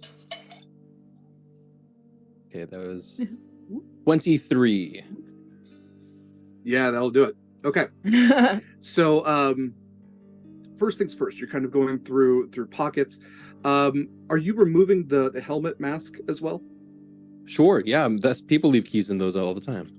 Absolutely. So you're kind of, taking bits and pieces, looking through pockets and things.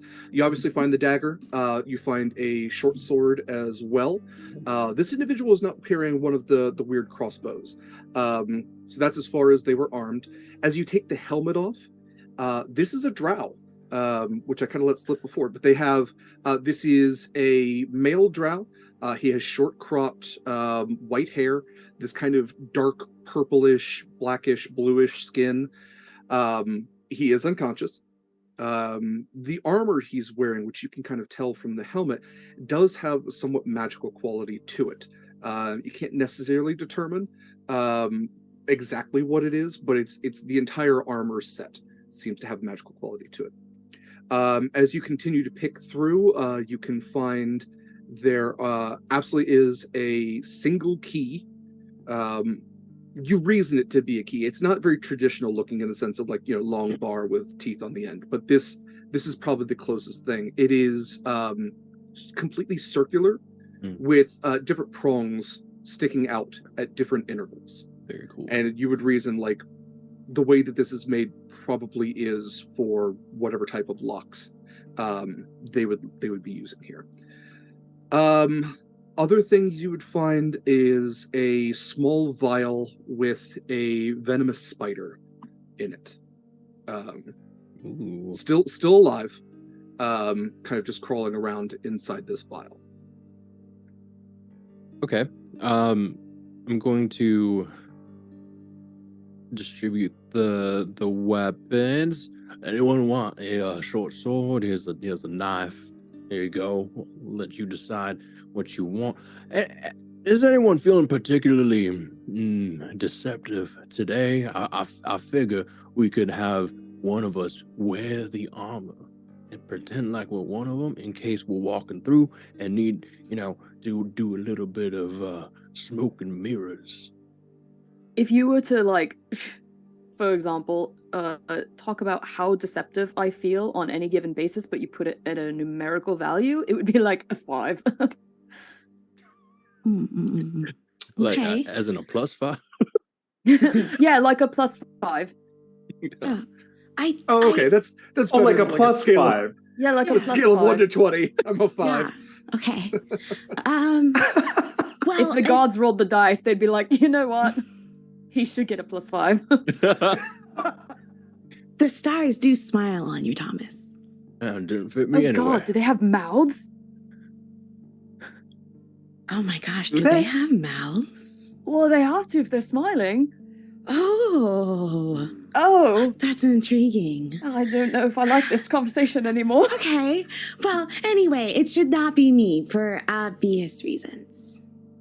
I've got to Do write not down know the how to stars lie. have mouths. I'm gonna toss the helmet over to Thomas then. Okay, I catch it. There's a spider. Anyone feeling particularly hungry right now? Oh no, it's a friend. It is not for eating. Oh, okay. Well, here you go. You will be the keeper of the spider then, Sevie. You can keep the friend as far I'm away from gonna- me as possible. Hold up my friend and be like, I'm so sorry. He was so mean to you. It's okay. I know what it's like. We are good friends. I'm gonna tuck the vial into my vest. So cute. Here's what we're looking for. I'll take up the circular disc with the protrusions and hand it over to Proximus. Here you go, Proximus. Oh, I don't think that I should hold this. You should probably hold this. But I will take the short sword if you are not going to use that. All right, there you go. I'm gonna start gently picking up the individual and placing them in one of the beds that we have in our hold cell thing. And Put start the sheet over the top and start gently tucking them in. Yeah, like you would tuck in like a top. do the burrito and just just tuck in Or all the way. those sheets underneath them. Are you removing the rest of their armor? I Yes. will attempt to. I'm wearing the Okay. helmet already, aren't I? You are. Okay, so I'll try and put on the armor. It's probably too tall for me. I'm sure. You are a little short for a stormtrooper. It's a little- but Yeah. But Mhm. for the most part, it does kind of come together. And Yeah, and I'm just cover the face. so Thomas, when you put this on, you essentially have the equivalent of this is like studded leather armor. If you would like to add this to your sheet, it is what is it, Mariner's armor, I believe. Oh. Yes, Mariner's armor. So Thomas, the other thing you notice is when you put the helmet on, it seems to be providing its own oxygen, its own air for you to breathe. Very cool. So you can add the studded leather version of, I guess, the medium version of Mariner's armor. Okay. Ooh, Nice.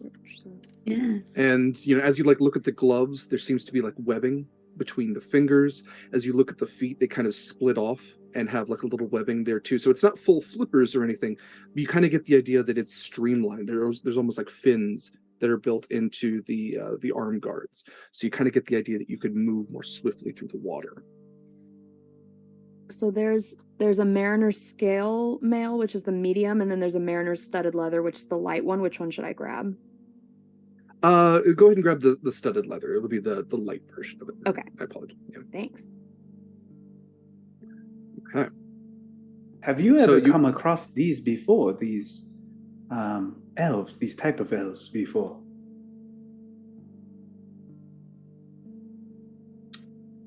Would I? If you would like to roll for history, we can kind of see whether you live or not. Let's do it. Or at least I'm doing it. I'm all Who's good? Yeah, I was gonna say I who's would- good at history because it. That's true. I would also like to use one of my advantages Mm-hmm. on this, which was marginally helpful. That's okay. That's why we're here. It was an 11. I also rolled an 11. Okay. Perfect.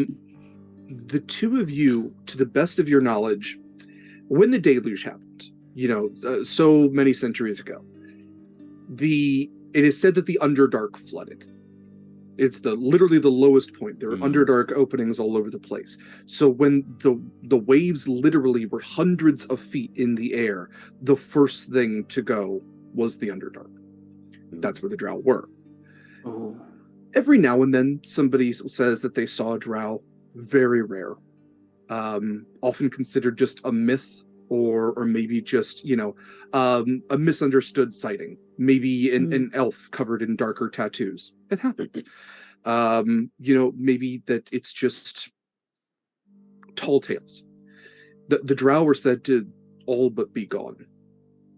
But you would know, like, there's still boogeymen in some stories, especially in elven circles. The drow were this fearsome enemy who could come from anywhere beneath. And they would, they'd take children in the night, and they loved poison and venom and prayed to a spider goddess and all this spooky, scary stuff. But beyond that, you're probably the first in any of your circles of friends to have ever seen a drow in person. Okay. Well, I guess it proves that it's not a myth. And I'm gonna take out my little friend out of my pocket and look at him or them, and you're not a god, are you? Are you a god? You should let me know if you're a god. Just little mandibles, just little palps. Okay, maybe you're not a god, but that's okay. We shall let the stars decide that. And then I'll tuck my little friend back in my vest. Yeah, so to answer your question, no, I don't believe anyone, I've ever come across someone like this before. But we have heard of them. Just mostly some tales to scare the children sometimes. I wonder why they are here. Did anybody see where they took our stuff? My armor, my glaive. No. Should we check the vault? Yes. Oh, yeah, I like this idea. Over there. Well, Okay. what are we waiting for? Let's go. I'm going. I'll head out. Slither my way out. Follow the snake person. So, as I mentioned, the vault seems to have this very large circular door. A number of elvish letters are kind of on these concentric circles around it. This password that had to be known at some point. But fortunately for you, you don't have to know it because it's open. Yay. If you were to look, it would, let's see. Let me think of what the password might be. But we will move you all while I'm doing that into and let me also reveal what that is. A new map. So you all would move into here. So you can see you open the door. It has definitely some weight to it. But as you enter the hold, you can see that this hold is bustling with swag, as a pirate might say in more of a piratey way. There are piles of treasure, plenty of chests. Some seem to be supplies, definitely like maybe trade supplies. You see a couple of boxes marked with things like sugar, black powder, but you see a number of chests which likely are containing, material wealth of some sort. The other thing you notice is there is a large window which seems to be looking out towards the back of the ship. And it looks out onto this glowing red, spinning kind of like, again, like concentric discs, all kind of spinning around each other with this multitudinous type of arcane energy spreading out from the center. And behind that, you can see tentacles, which are spiraling and seem to be propelling this thing forward. Go ahead and, if you would like to, roll me an Arcana check, please. Who is good at that? No one. Okay. I will guide myself. Plus then. 2? And use my advantage. Yes. Oh. 13. Oh, I'm glad I did that. Yay. Ooh. 22. Nice. Yeah. Very good. Okay. Proximus would probably be the last one to know what this actually is, but with a 22, I think you can piece it together. This is a type of magical engine. Well, because, Proximus might not have actually seen one of these. Mm-hmm. Some of you might have actually seen one of these. It's essentially an arcane core. And Proximus, you would reason that this is definitely an engine that is magically powered. A lot of the light you've seen is red. It seems to be emanating from this arcane core specifically. And I'll also say with the 22, you can determine pretty much what type of magic this is, especially with the different types of, lightning, and you see smoke, you see flame, you see just chaos within this thing. This is a wild magic arcane core. Oh. And it seems to be powering this turbine behind it, which has these artificial tentacles, these chitinous plated but metallic tentacles behind it that are spiraling and propelling this thing in the opposite direction. Before I got a feeling of greed, and I think that this is the center of all of that greed. And it's when you say that you can see your armor and glaive are sitting on one of the piles of treasure. In fact, all of you would see that your goods are kind of scattered about, that they've been just tossed in here. My stuff! I see my axe, and it's on like a pile of coins, and I reach for it and then grab the coins underneath and start just putting some in my pockets and stuff. Loading the pockets. Yeah. Oh, is there only like coins and gems and like armor and stuff, or is there any like parchments or map type things? No parchments or maps, but Sevie, you would see that there's like magical items as well. Go ahead and I need 2 rolls here. For Lucky, just a flat D20. Okay. For Sevie, go ahead and roll me investigation. Okay, I am going to use one of my advantages.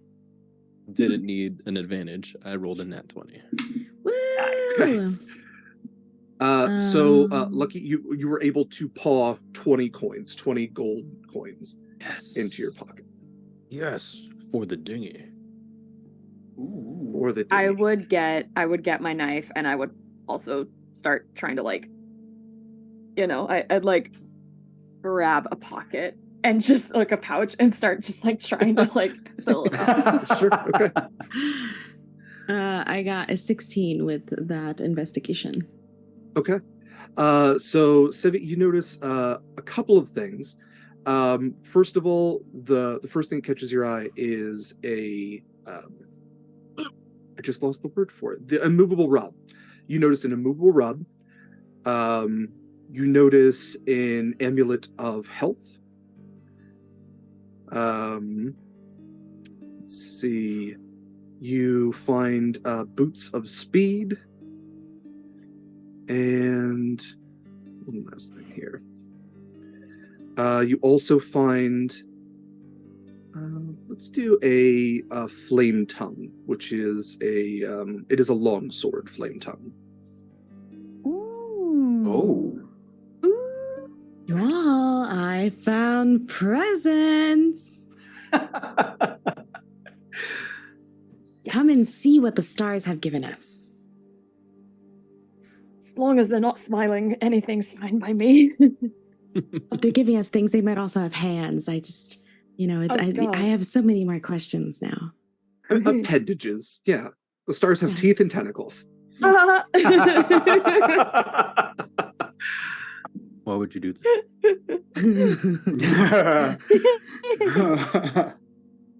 Here it is. That's gonna get a doodle Yeah, later. that's canon. Yeah. Here we are. Okay, who wants anything? I really cannot have the boots for obvious reasons.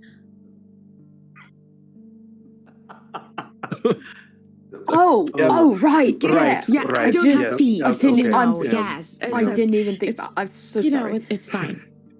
Yeah, Nobody here sees scales, okay? we're just like, I didn't even you yes. Okay. the boots are of interest to Thomas. You should take them. They are. Yes, I'm putting on my armor. No interest whatsoever in coins. We just do not use these. While Proximus is putting on his armor, all of you would notice that he is wearing black mithril. Mm. Another thing that to a lot of surfacers is a mythological thing. It's this like special type of mithril, which typically is like white or pearlescent. But black mithril is one of those things like, oh, like the highest tier of wealth. Mm. And Proximus is wearing something that is like made from black mithril and gold. First of all, it's fucking sick. Anyway, Yeah. Second of all, would you have been wearing that when we had first met in passing, or is this like a new development? It is definitely something that he would wear up to on patrol, but it doesn't seem to bother him at all. It is very common for him to wear this. Almost feels uncommon not to wear it. So I would have definitely seen you. Yeah. Interesting. Okay. Oh, I feel whole again. Yes. Yeah, you've got all the whole pictures there completed now. You look good, Proximus. Did I ever ask you why do they call you Midnight? Is that like when you were born? Or... I am part of the Mid-Sea Knights. We all take the same name. Oh, It is it's part like... of our tribe. oh, When we are adopted to the Mid-Knights, we are then given the surname Midnight. knights in the middle, not Of the sea, yes. The Oh. Mid-Sea. Yes, Knights of the Mid-Sea. the middle of the, which makes sense because I assume underwater you don't necessarily have night and day in the way that we have it Oh, because A lot of people get this wrong. It is night with a K. yes. fascinating. I had no. That's making a lot of sense now. I thought it was like midnight, like ooh, middle of the night. Yeah, yes. I have only So- heard of this midnight darkness in storybooks. Oh, It's Maybe not you'll dark see- at all. There's so oh many yeah, because lights apparently in the sky. stars are smiling at you and handing you things Yes. in the middle of the book. Exactly. Because sometimes there's the exactly. moon, sometimes it's big, sometimes it's small, but when it's big, it's really big and really, The really moon's bright. nice. Yeah. I hope Mm. one day I can see these things. It's just Yes, you will. I hope that for you too. You know what? While we're on the subject, we should, before we get you home, maybe give you a glimpse of what it's like to see the night Yes. sky. Come adventuring with us. I remember you telling me about this, and it was just too fast. We needed to get you home last time. So maybe we got more time. Do you think? I hope so, but I can't let anyone know. Oh, absolutely not. Secrets Just like safe with us. Who Don't would I say tell? that. Who would I tell? We also need to get you all home because you are a long way from home, my friend. I don't need to go home. Oh. No. He it means return to the back to the surface. ship. Yeah, we can go Yeah, back to the ship. yeah. That's fine. Well, I don't know if the ship exists anymore because of giant Oh. kraken teeth thing. Anyway, let's move on and take over the kraken ship thing. Mm-hmm. this looks mighty interesting to me and mighty useful. And If you don't mind, I'm gonna grab the immovable rod. Does it Go for it. move? Yeah.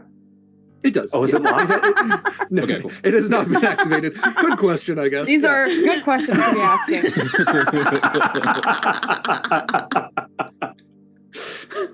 No, I'm Details, not that kind details. of like Dick DM that's like, oh, it's an invisible ring, you can't see it. You know.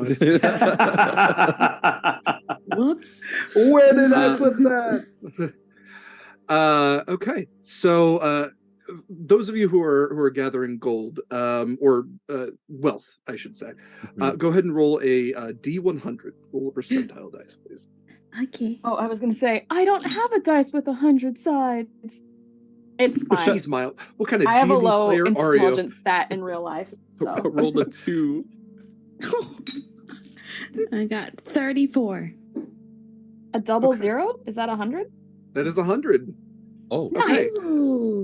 nice. So, whether it's that Lucky is preoccupied with other things, Lucky, you add an additional 2 to your 20 gold. Yes. So 34 between gold and platinum and other gems and things like that. You each receive that amount of wealth in based off of your roll. So 34 for Sevie and 100 days worth of wealth for Thomas. 100 days. 100 days of Essentially, what? you get 100 gold. A 100 single gold. Gotcha. Yeah, a gold piece is supposed to be, I believe, the equivalent of a full day's of work. Nice. It might be a week. Cool. Thomas coming away with boots. 10 Thomas coming times away that, you with can afford a spyglass. I'm getting all of my D&D frustrations out in this game. I don't know why. Spyglasses should not be that much. All right.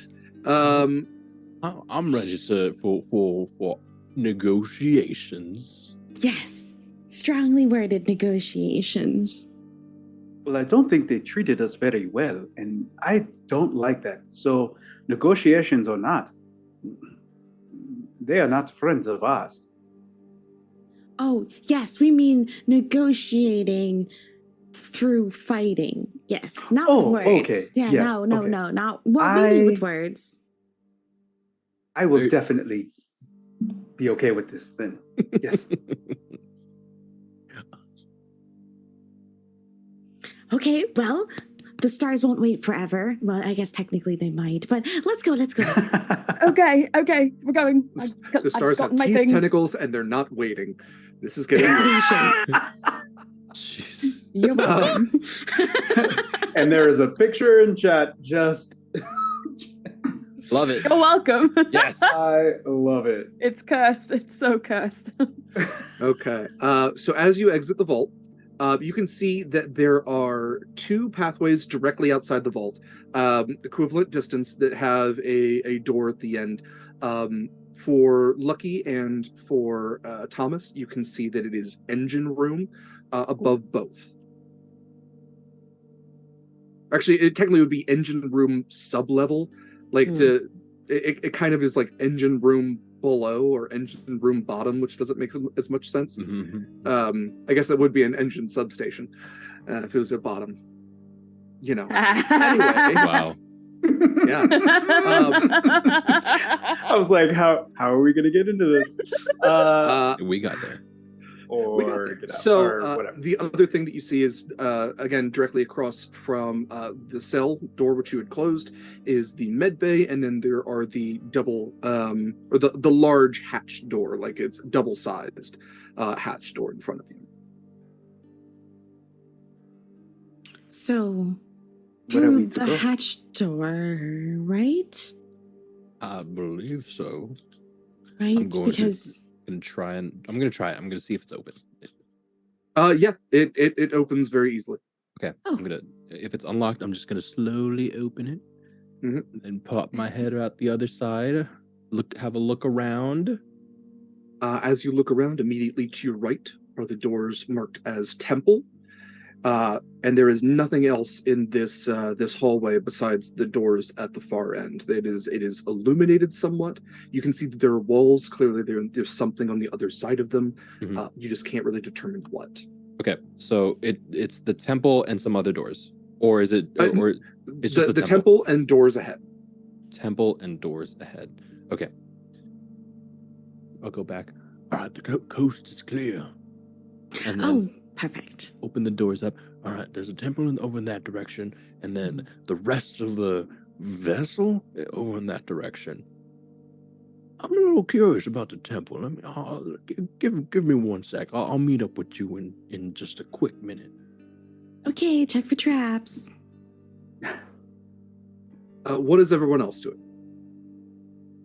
Slithering down the hallway towards the other set of doors. Okay. Yeah. All right.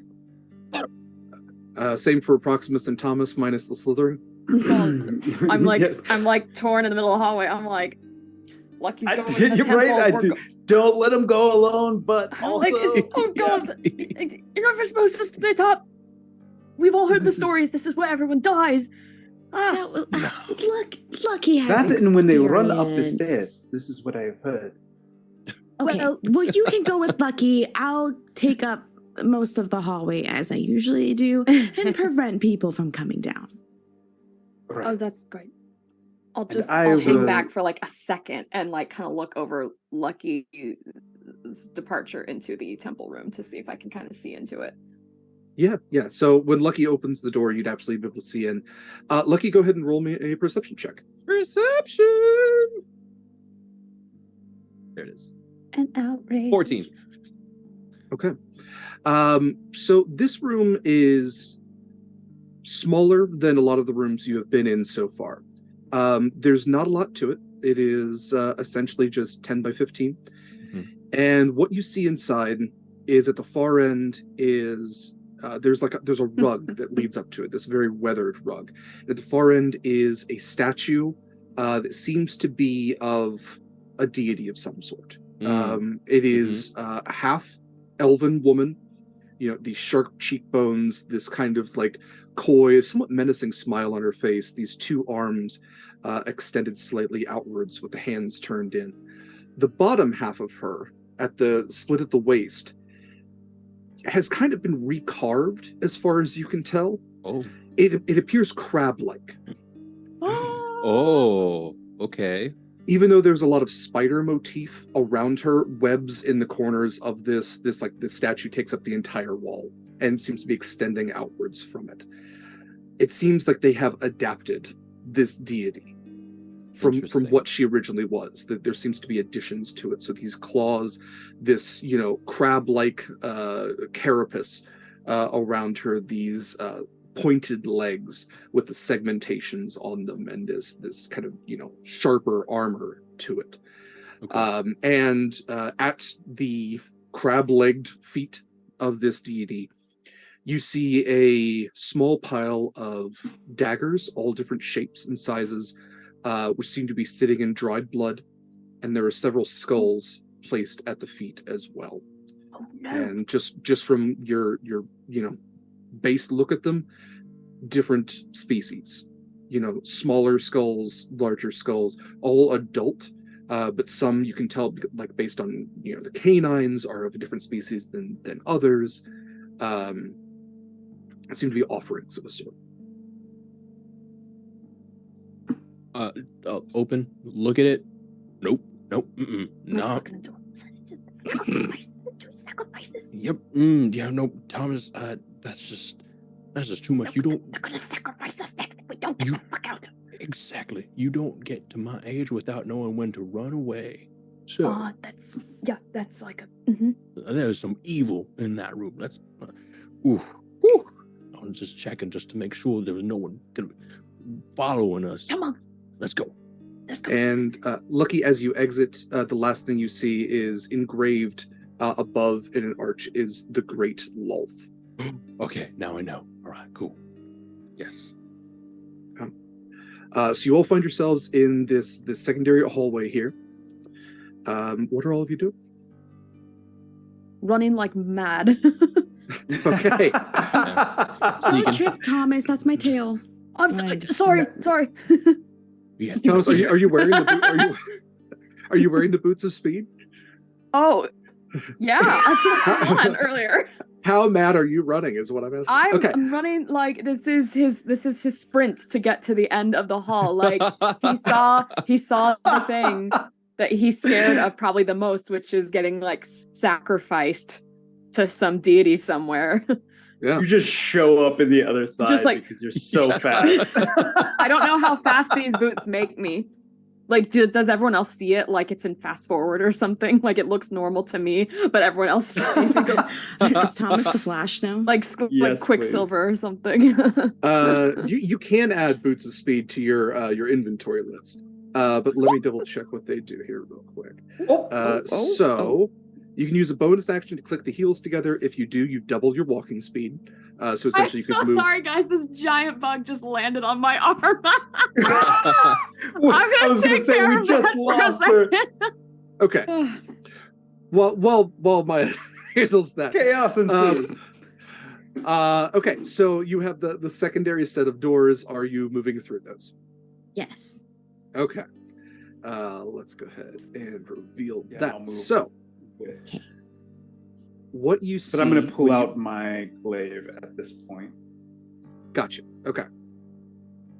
So what you see when you enter this secondary area, there is a door immediately to your right, a door which Lucky and Thomas would have made note of before as the barracks.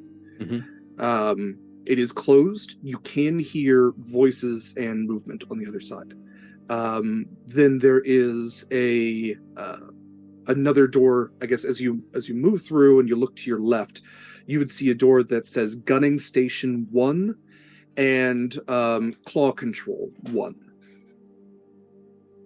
And then there's another set of Claw Control. And then there's another set of doors ahead, which you would remember be leading to the pressure hatch. And there are 2 ladders directly when you come through as well, which lead upwards. So you imagine if you came through the mouth, the helm was probably on the upper deck, and you would be on the lower deck. Okay. Okay. Is the doors to the barracks, are they like handle type doors? The way I would be looking at the doors is if there's some way to bar them to Absolutely. stop people from getting out. Yeah, it's almost if you had an immovable rod or something. Yeah, absolutely. The way that If we're moving, the rod's gonna go rip out the back of the ship. I've had that thought. Trust me, I've had that thought when it comes to like ship travel. Is that how it works? Is it a single space and time, or is it based on relativity? Because even if you think about the fact that planets That's true. move, Yeah. I think the way that I rolled it before is based on like relativity. Okay. If you place it inside of a dragon or something that's moving at a certain speed, it's gonna rip through the dragon. But that's If I also put it one on way the to get off elevator, ship. would the elevator go up? Yes. Right. This is the Molnir question. I would say that it would stay in place relative to the greater space where you are. Okay. Cool. So yes, you could bar the door with that or any other object that you would like. The immovable rod, obviously, being the strongest object for that particular goal. But yeah, it does have the type of like longer bar handle that you could very easily slide the 2 horsey heads through. Okay. You think what I'm thinking? And all We right. go in and cut everybody up. No. That's what I was thinking, but I don't think that's the These are best. not good people. No? Okay. You left one alive, but you're going to slaughter the entire room. One to tell We the left tale. exactly. Dead drow tell no tales. We left one. I think we have no idea how many people are actually in this vessel. So I think we just limit the amount of people we have to deal with, and I pull out the immovable rod for now, and then we come back later. That is a much better Yes, idea. Yes, do Mhm. that idea. And Yes. Brilliant. if I put the immovable rod, it's not like the door's gonna swing inward, right? Then they can just climb over. Okay. Okay. Could you imagine? You see him like walk in the back and be like, Proximus, get it together. Jeez. You fell into my trap. Fuck you guys. Yeah, the door swings open. Roll for initiative. No, yeah. I'll activate the immovable rod so that anyone trying to open the door and get out won't be able to. Okay. Go ahead and just for the sake of being quiet about this, Go ahead and roll sleight of hand. Sleight of hand. Okay. Pow. Oh, one more roll. Pow. 3, 5. Okay. You're a little loud with it Yes. when you're kind of clanking it against the door. Yes, I am. And it is seconds after you have locked this into place that you begin to hear like shouting and like pulling attempts to get it open. Seems by all reason to be completely barred. Whoever was in there, and there do seem to be multiple individuals, are trapped with him. Well, they're not going to be happy. So let's get a move on. Let's go. Let's do it. I'd slither down the hallway. So where are you all heading now? So you have, let's see, you have 2 ladders that both lead upwards. You have the doors to the pressure hatch directly in front of you. You have doors to your left and right, which are gunning stations, and then another door to your left, which leads down a hallway. There's a door that is another gunning station and claw control. Mm-hmm. Claw? Claw. Claw? Okay. Oh, this kind of claw. Okay. Mm-hmm. Can I fit up the ladder way? Yeah. Okay. Absolutely. Okay. Gonna just snake slither my way up this ladder. Okay. Everybody else As heading best up as I ladders can. as well? Yep. Do we have the idea that both ladders go to the same area? They seem like they Okay. should. It's probably just because of The room. Yeah, but also the number of people that would need to be using ladders on a ship this size. You know, you don't want to have right. one elevator in a sizable, apartment building. Okay, let's move over to the next map then. So this one. So you all are going to come out right here, and I will place your tokens momentarily. So there is a hatch at the top of the ladder. Both the hatches are open. Sevie, you being the first up the ladder, go ahead and roll perception when you get to the top.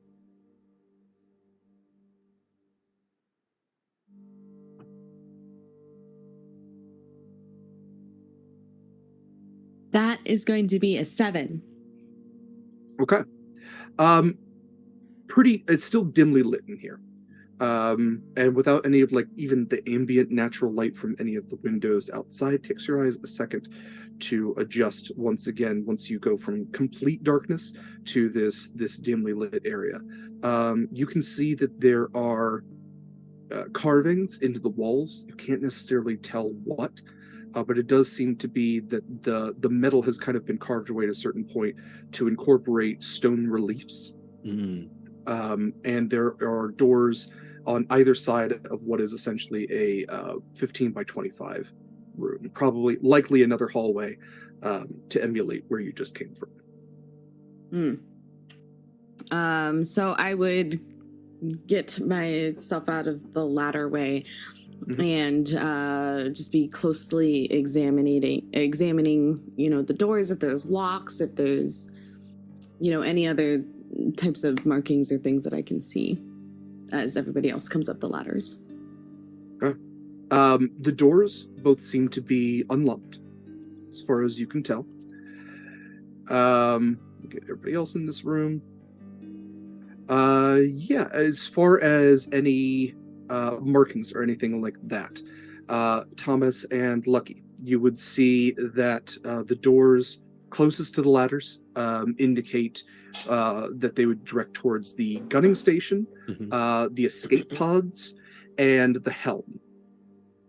The doors at the other end would be captain's quarters and engine rooms. Okay. Convey that to the rest of the party and just be like, we could go to the helm and just take over the vessel from there. We could see if the captain is unaware. If we can catch the captain unaware and do our own, smaller parley. I Thomas, you think. did. Thomas, you muted. You're still muted for. Oh, there it is. Hello. Hello. It took a second. If we like take over the helm room, then we've still got control of the vessel, even if we're outnumbered by our enemies. We have to direct it wherever we go. We could run the thing aground somewhere, and then escape from there, or I like what you're thinking there, Thomas. Because if we try to, if we just try to go up and kill everyone, I mean, we could get like super outnumbered and they take out all of us, and then there's no one to, Yeah. And perhaps the captain deserves a chance to explain themselves and their crew. Yeah, you could be like No, I'm pretty sure they want to sacrifice us to their crab queen. So there are a lot of times that if you take the head, then the rest of the body will die, right? So if we take care of the captain, maybe the crew will just fall in line. And then we have a new crew. Yeah, I would. If I were on the crew and then someone just killed the captain, they were like, I'm in charge now, I'd be like, yeah. Exactly. I think we have a bit of an advantage with you in the armor and the uniform and whatnot. Right. Perhaps maybe we can trick the people in the helm, operating the vessel in the helm, that you are one of them and you have direct orders from the captain to run the whole thing aground. You could mention Loth, the shrine over there. Shrine? The shrine over there had like markings saying that they indicated that maybe they follow this Loth god or something. Okay. Yeah. So, you just praise Loth or like what was that? Yeah, all that stuff. Yeah. I could go do that. check on the captain. Right. Oh, I have to go in there by myself. You don't have to. I'll go with you, but maybe we'll just stay outside the door, and then I like this idea a lot. Thomas and I reach over and pat you on the shoulder, and you're gonna take bless along with the rest of us. And Thomas, you look like a very seasoned actor, and I think that you have this. Oh, it's nice. Never been called that before. Thank you. We all believe in you. Yes. All right. I will prepare myself. Loth is the name of the goddess with the. That's what I read. Okay, Loth. Yeah. And it sounded like his voice was a little deeper than yours. So. Yeah. Okay. Yeah. Loth. Oh yes, that was amazing. Yes. Thank you. I got this. All right. I'm gonna go in there. It's really hard to keep my voice down there. All right. Okay. I'm gonna. So you're heading out the door, indicating towards the helm. Yep. Okay. And did you want me to go? Did you want me to go with you? I'm coming with you if you need. Yeah, you just back up. Yeah. Well, oh wait, you were the prisoner. Hold on. Yeah. Pretend your hands are tied. We're gonna stormtrooper the thing. You're my Wookiee. Okay. Hands behind our back. Yeah. Pretend your hands are behind your back. They're not Thomas, tied, but you can pretend they're it is okay to give me like a quick backhand. Oh, you want me to backhand you? Just tell me to shut up. Sell it. Yeah, if you need. Yes. Okay, and I backhand him. Not right now. No. Oh, I'm so sorry. I thought you said. I'm so we sorry. are practicing. I thought you said that it is okay. I thought you wanted to go in exciting. with a handprint. I'm so sorry. He bites Proximus bites his lip so that it bleeds just a little bit and spits out some blood. It's like, oh, that is good. Okay, I'm so sorry. I did that you are way too stronger early. than you look. And he'll I don't know what we came get over lucky. me. Like he's not at all. We'll wait back. Yeah. So one thing I will note if I could get everybody to make perception checks, now that you have kind of let your eyes adjust and all that sort of thing. 21. Was that perception? Sorry. Please. Perception. Oh, Okay. 18 plus 1, so 19. A natural 20. Okay. Hold on. I can't get my spells to move out of the way. Something wrong with the thing. Okay. 10. I see nothing. all of you would see as Thomas reaches for the door that he is about to activate a trap.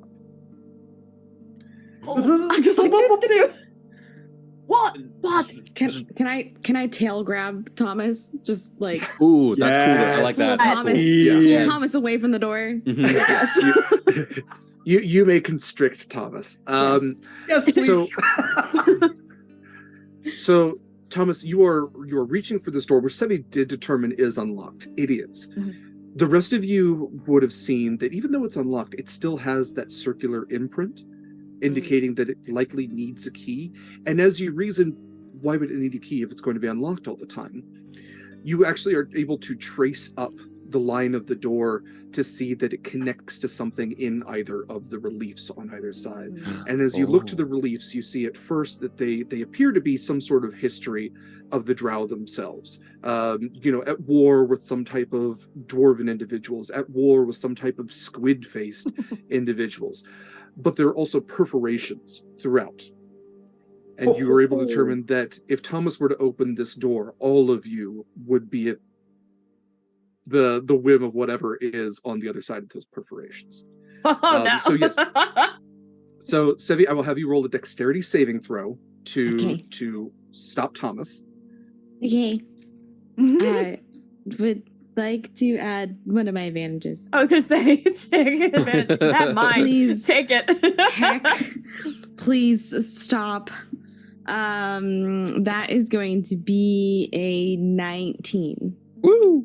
A 19 will do it. I had a Yes. DC of 18 to catch this boy from, Oh my from setting you all off. So you catch Thomas just about as his hand is about to hit the door. He's like, shink. Like, okay, well, hold on, Thomas. What?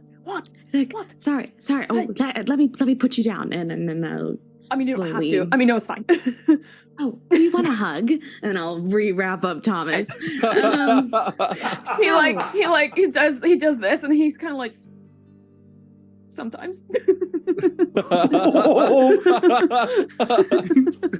It has been a long time since I've had a hug. You know, why would anybody else want a hug? We could do battle motivation. We need to be centered and at peace One with group ourselves. hug before we go in. Yes, let's do it. It's And I the just kind snake of tail wrap is just like everybody. around him like this. He would just kind of put his little hands over it and be like, Just wrap up everybody really quick and be like, okay, so the doors are trapped. oh, Mhm, I thought I mhm. went too early again. No. So they're trap doors. So we have to have a way to disable the traps. You said Okay. you said there was an indentation, right? There is, yeah, the circular type of indentation. Boom! I got the key. I think I'm just gonna look at it. What's that? And look at and pull out the circular thing that I lifted off of the person. Mhm. Does it look like it'll fit? It looks like it'll fit. Okay, then just be very Oh. careful. Oh, Is that- Lucky, did you want to get out of the group hug? Oh. I'm sorry, I I just can- assumed I would reach like Reaching out of the coils. We can yeah. we can This shimmy our way closer. This is the strange. This is the strangest sort of battle cry, pre-game ritual that I've been a part of. I have never done this before. I kind of like it. I'm not gonna lie. I might My people incorporate do it. This is all my the first time. time. Please be gentle. Okay. If we're all ready, I will Yeah. exit the group hug, and I will. Ready. Oh, okay. And then I'll put this thing into the indentation. And do I need to spin it or anything? Does It anything goes happen? in and twists just to like 45 degrees on its own. Okay, great. And as it does, the doors spin open. You actually see a disconnect in this mechanism up towards the top of the door, this kind of circular porthole door, and it disconnects. The doors open. Oh, as it opens, whoop, I put my hands behind my back as if I'm a businessman. Right. Oh. Okay. And you're not at the helm just yet. Oh.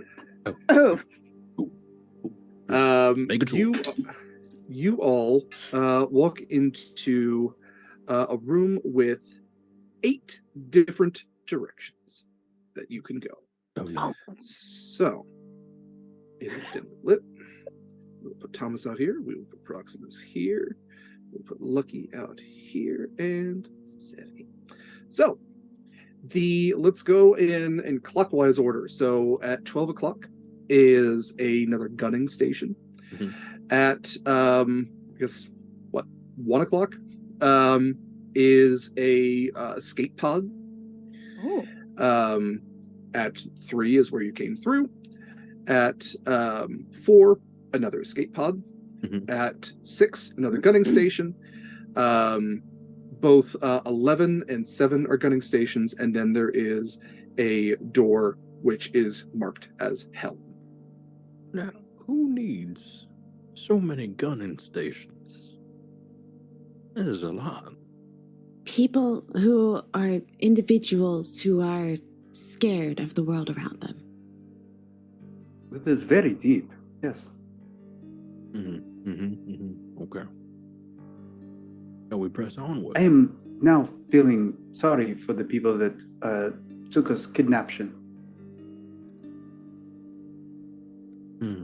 They do seem to have quite a collection of the things that, violence. Maybe they also need a hug, but we'll solve that later, once we have command of the ship, of course. Cool. Thomas, would you like to lead the way? Oh, right, yeah. I think she should push us through, and then he should be behind us, prodding us, and then I will say something very disrespectful, and then you give me that backhand. Right? Oh, you want me to do it again? Okay, yeah, I can do it again. Not right now. Right, no, later. When we get in the room. Right. Right. I'm waiting this time for the cue. I get out my knife to try and look like I'm bullying them into the room. Yeah. Yes. Very good, very good. Yes, remember your dance moves. Yes. Right. Oh, yeah. Slash. Oh, I wasn't there. you know. No, you understand. Oh, yeah. As a warrior, you understand. Slash. Except yes. Thomas. So.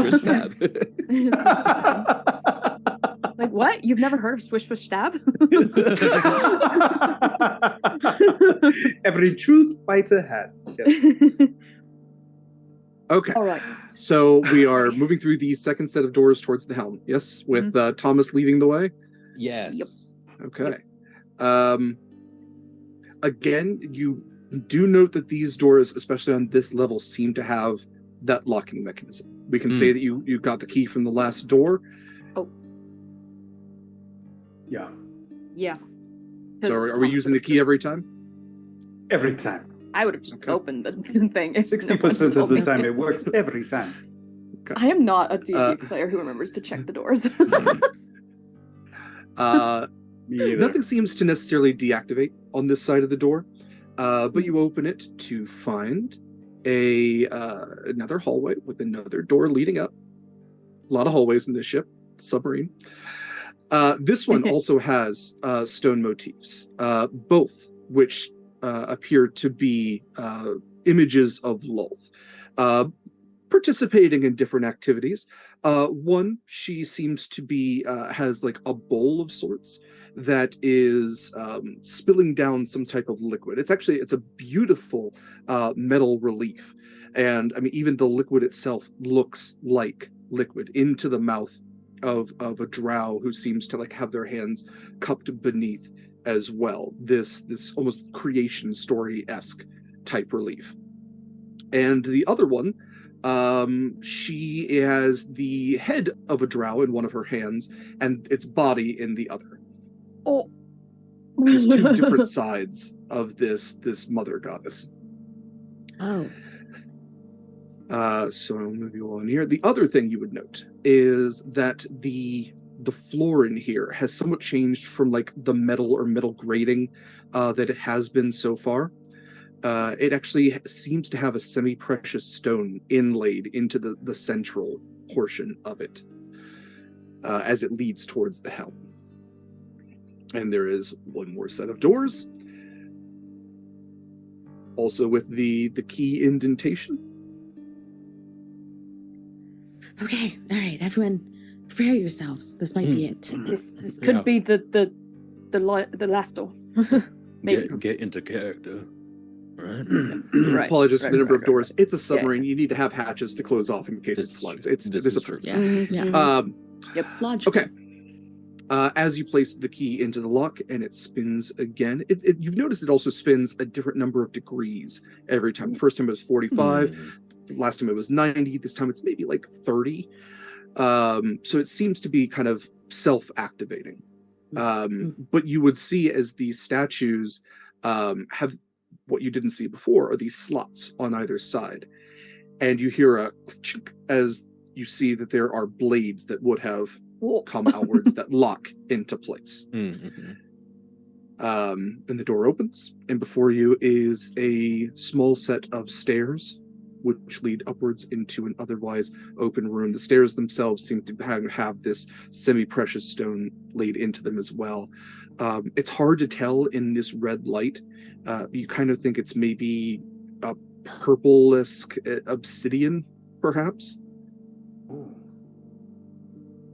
Interesting. Are you Interesting. all proceeding as planned? Yes. Yep. All right. Thomas, with you leading your prisoners, you walk out onto the helm. Very Enterprise-like. It kind of opens out, and you realize that you have walked through the neck into the head of this kraken, the upper level of the head. So cool. As you look out all of these porthole windows, the eyes that Proximus saw, these several layered red eyes, almost arachnid-like, seem to look out. So there's not a single view screen. You kind of get like from the pressure at the depth where you are, they have to be these smaller windows that are emanating out this red light. You can see that you are on slightly a raised level, and there are two drow to your left, or one to your left, one to your right. And as you look down, you can see that there is a captain's chair. There is a modified ship's helm, which has the ship's wheel, as well as several levers and controls. There's a small stairway to your right, which leads down. I will reveal all of this. Realized ahead.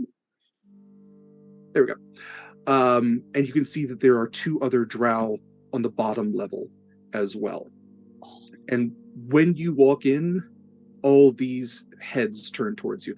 The only one that is not wearing a helmet is the captain, who is this sharp-featured drow woman. She has probably like lower back level, long white hair, which is pinned up at a certain point. And seems to almost have this like web type veil incorporated into the pin.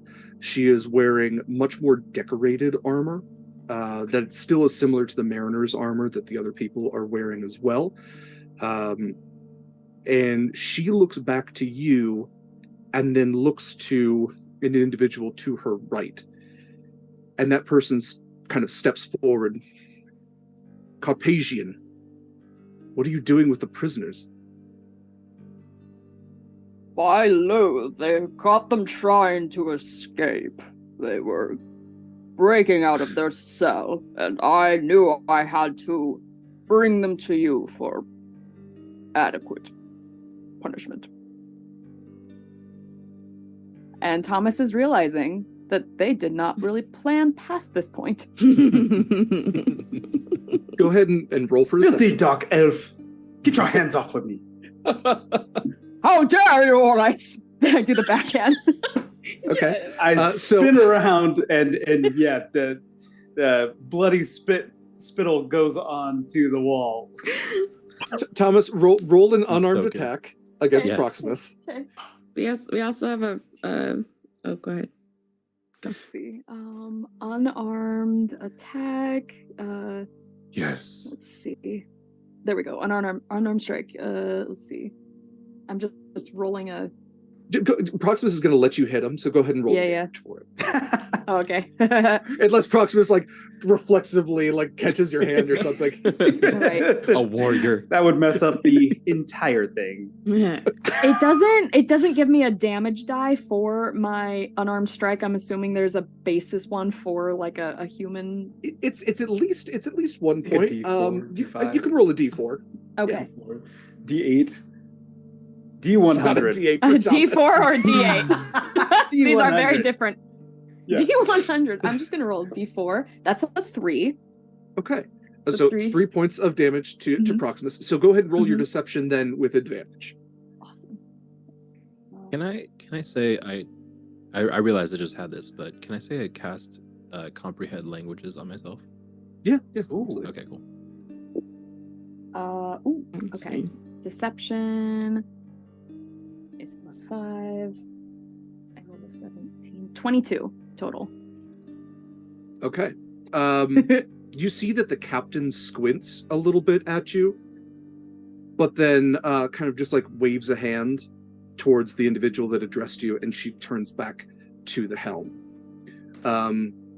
As you look out the helm, you can see that you are moving, pretty swiftly through the water right now.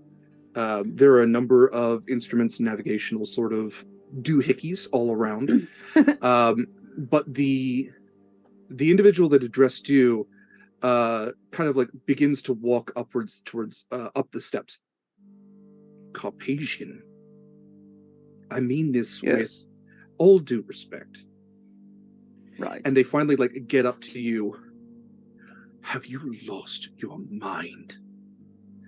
How dare you bring these prisoners before the captain? Are you trying to make me look like a fool? Take them back and punish them accordingly. If we fail in this, and I trusted you, if we fail in this, it is all of our heads.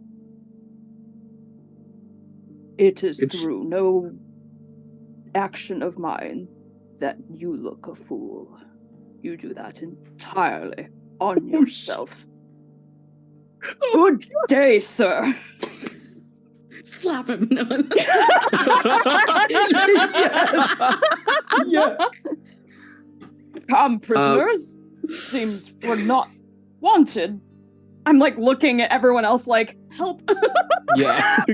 Yeah, Thomas, this drow grabs your arm and takes a like metal stave that they have and cracks you Oh. across the face. You're going to take 7 points of damage. And they kind of grab you around the neck. They say, "You serve my house. If you disrespect me like that again in front of my sister, I'm going to remove every single piece of armor, and I'm going to put you in the pressure hold, and I am going to see how long you can swim for." And she kind of like pushes you back by your neck. Take them back to the brig, and pray that I do not put you in there with them. They smell like wet dogs anyway. And she like gives an up and down to Lucky.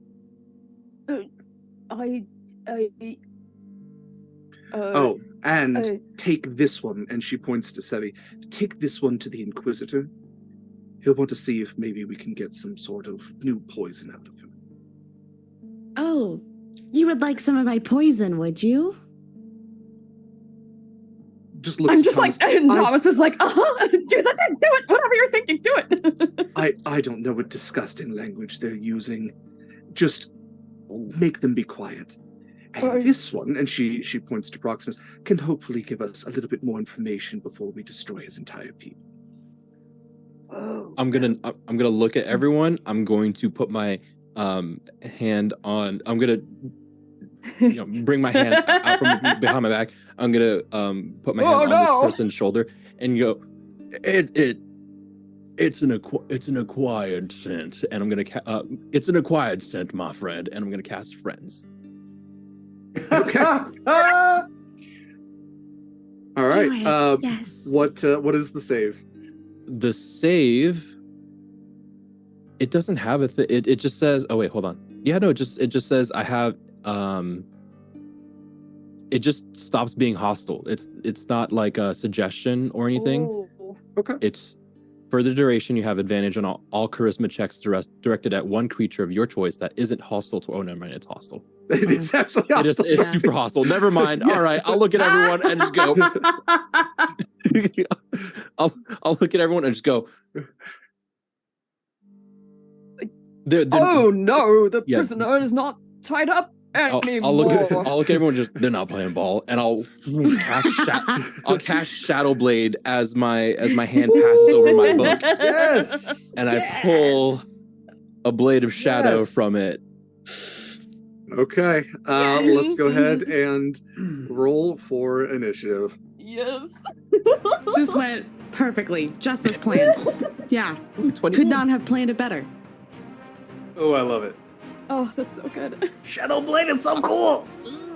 I always forget that friends needs to be before things are hostile. I always mix it up.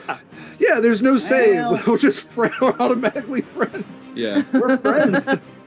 Fuck charm person. All right. Let's see. So Lucky, you got a. Is that your new one? 15. What's that? I'm also gonna turn down this battle music, which I don't know why everything's so high. There we go. We're in it. Everything's like at Bombastic. max volume. Woo! All right.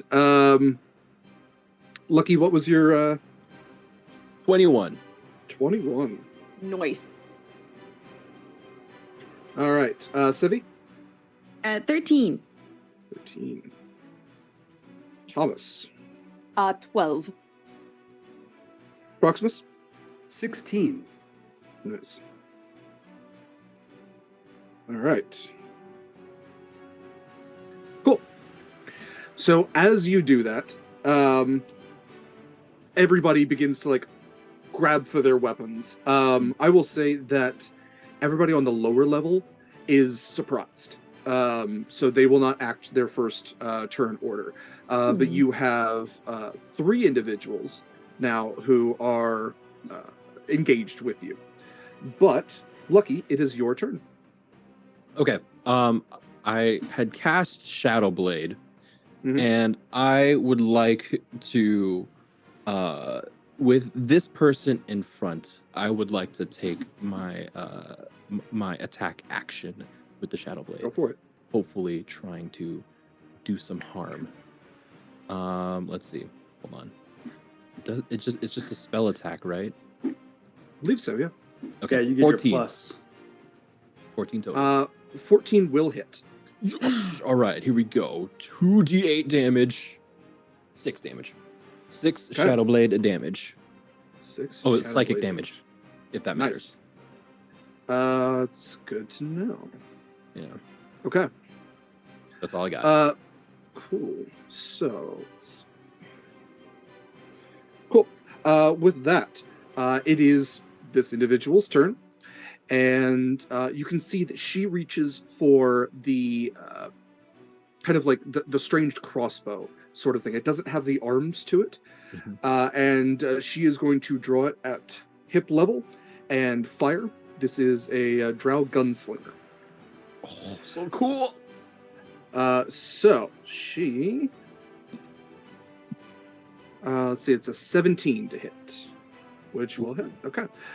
So you are going to take. Is it me? Yes, Lucky. Okay, Yeah, cool. you have Awesome. slashed at her. She was Yes. looking at you last. I apologize. I should have said so. You were going to take 9 points of, what is that? Actually, I'm sorry. You're going to take 9 points of piercing damage, and then you were going to take 6 points of poison damage. Cool.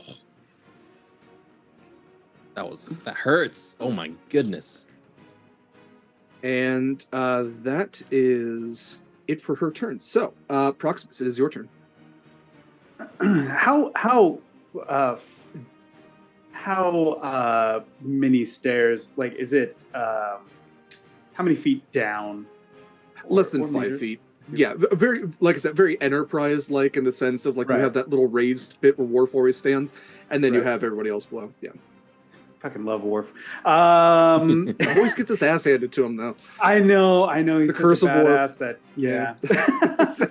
such a badass. Everybody beats him up.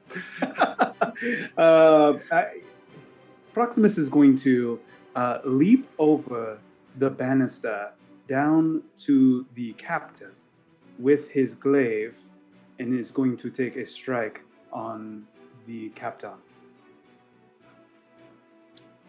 Go for it. Yeah. And I will use an advantage for this one.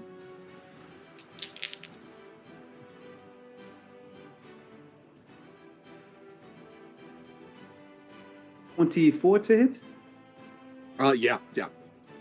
Wow. And he is going to, as he leaps over the banister and he brings up his glaive with two hands, you see it glow white hot as it's like molten lava that drips from it.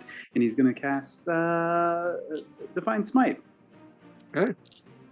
I'm a smiter, because why not? Why not?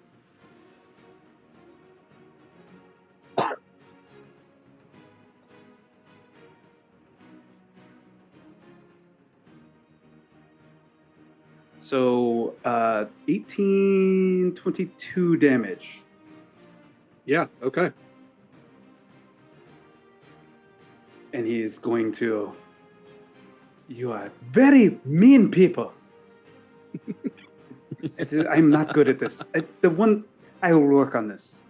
Workshop it. It's okay. All right. With that, that's a pretty sizable hit. It is the two other individuals who are kind of up at the level with everybody else. It is their turn. So let's see here. They are going to take short sword attacks at the closest individuals to them. So they're going to engage with Sevie, and they are going to engage with Thomas. So they draw these like jagged obsidian like short swords to Sevie. That is gone. They dropped their sword. Done. Yeah, they're just dead. You still, just so you guys know, you still have bless, by the way. Okay. Okay. So for Sevie, that's 15. That will hit. Okay. So you are going to take 6 points of piercing damage to, and that is just regular piercing damage to Thomas. That is a 14 to hit, which doesn't hit. Okay. Oh. So Thomas, the blade kind of glances off of this new armor that you're wearing, and you do not take damage from it. Yes. With that, Sevie, it is your turn.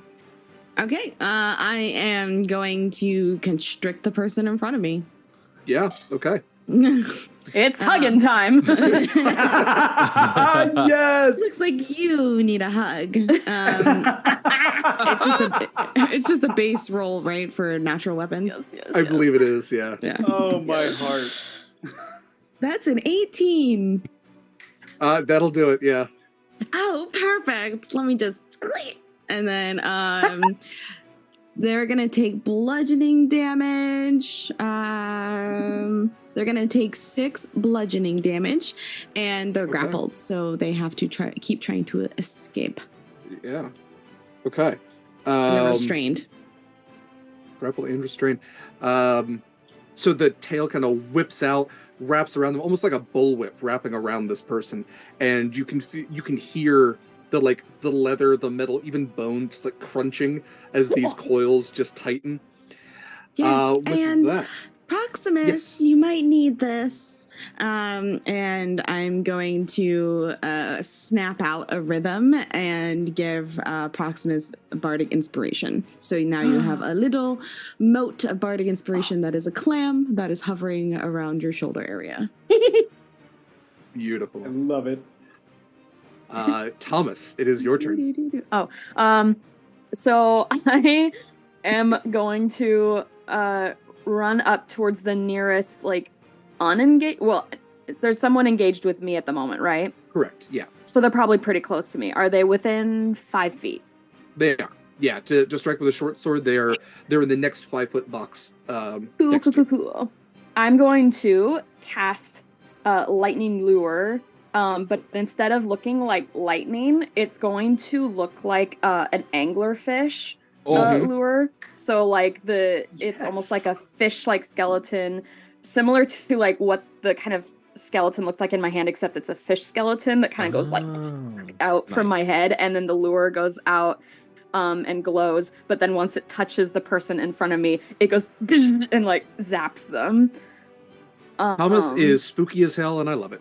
I love this so much. And they have to make a strength saving throw of 13.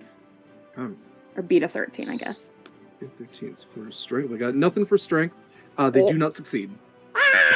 Okay, so that's a D8 of lightning damage for them. I shall roll. I don't trust this dice. I'm rolling a different one. I should not have trusted this dice either. That's 4. Okay. All right. We are now back to top of the order with Lucky. Okay. I'm going to take the bolt out of. I'm gonna assume it hit my thigh. Take the bolt out of my thigh, cast it aside. Inhale so much air into my lungs, my chest puffs out, and release just the most daunting roar that I can as I activate my daunting roar bonus action. That is a wisdom saving throw for anyone within 10 feet. So I think that's anyone on the second level.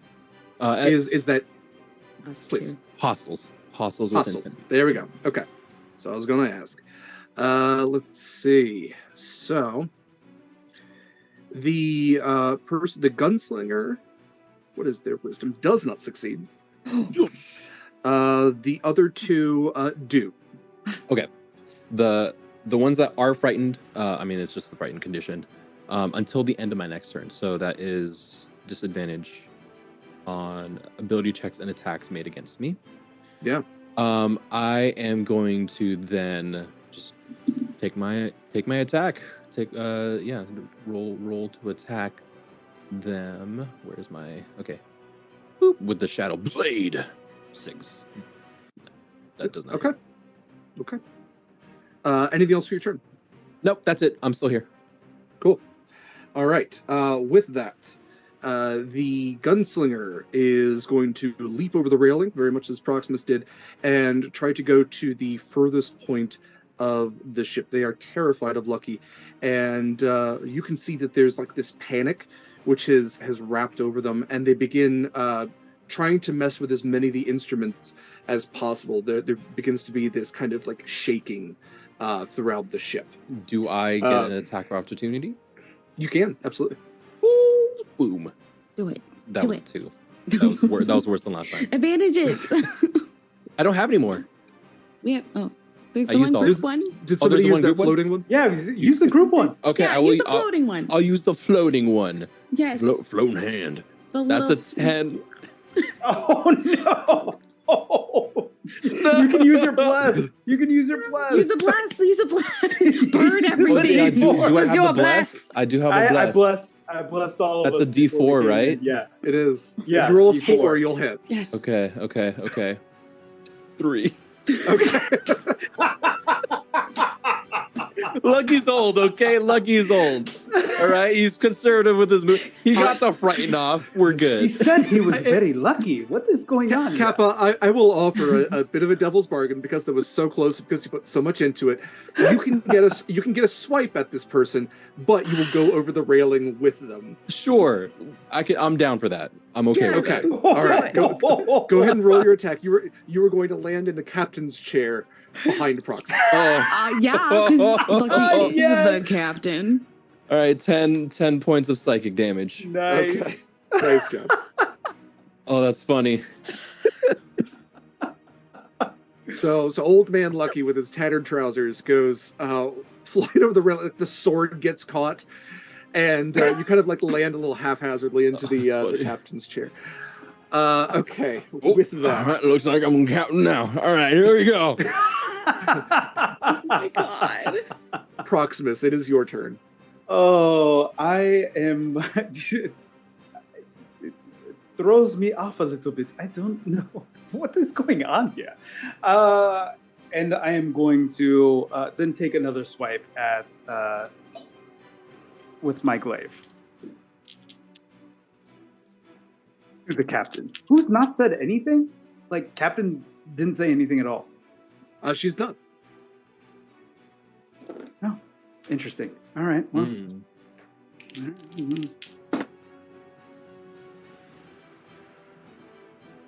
I'll use my bless at this point. Yes. And an advantage. Yes. So that is a dirty 20. That'll hit. And again, the glowing white hot of the divine smite. Yes. So good. So smitey. 19 Oh. radiant damage. The glaive is on fire. Beautiful. All right. It is now the captain's turn, as she is not surprised. And Proximus, you see that she grits her teeth and kind of makes like this bit of a war yell. And as she does, you notice why she hasn't said anything. She has her tongue cut out. But she is going to draw her short sword is drawn, I should say. She is going to make 2 attacks with that against you. So that first one is an 18. That next one is a dirty 20s. Both of those are going to hit. Yeah, you are going to take 14 points of piercing damage and 20 points of poisoning damage. So 34 in total. Oh my god. Ow. And you can see like there is like almost like this obsidian blade itself seems to be dripping in a way. Like nothing actually drips down to the floor, but there's almost like this viscous kind of material on it as you feel this poison begin to like coursing through these wounds. I don't like that. How are you looking? Oh, I'm good for now. Okay. And how much was the poison damage? I'm sorry. Poison was 20 in total. Okay. All right. Sevie, it is your turn. Okay. I am, as I have my person wrapped up. They're fine though. They're not going anywhere. They're restrained. I am going to focus and cast Hold Person onto the captain. Okay. So as I kind of see this devastating blow that was dealt to Proximus, and then I recall that Proximus was like, oh yeah, attack the captain, and then everyone else will fall in line. So I again snap out a different rhythm and kind of whisper this language under my breath as I attempt to cast Hold Person onto the captain. So they'll need to succeed a wisdom saving throw. DC is 13. They do not succeed. That was a 6. Woo! So they are paralyzed for up to a minute, but they can keep trying to save at the end of their turn. Got you. Okay. So Proximus, Sevie, you would see that the captain's, like, right after this slash, kind of like on the upswing of it, just kind of get locked into place. And they're just trying to break out of it, like the eyes are darting, but no movement. Mm-hmm. Well done, Sevie. Anything else for your turn?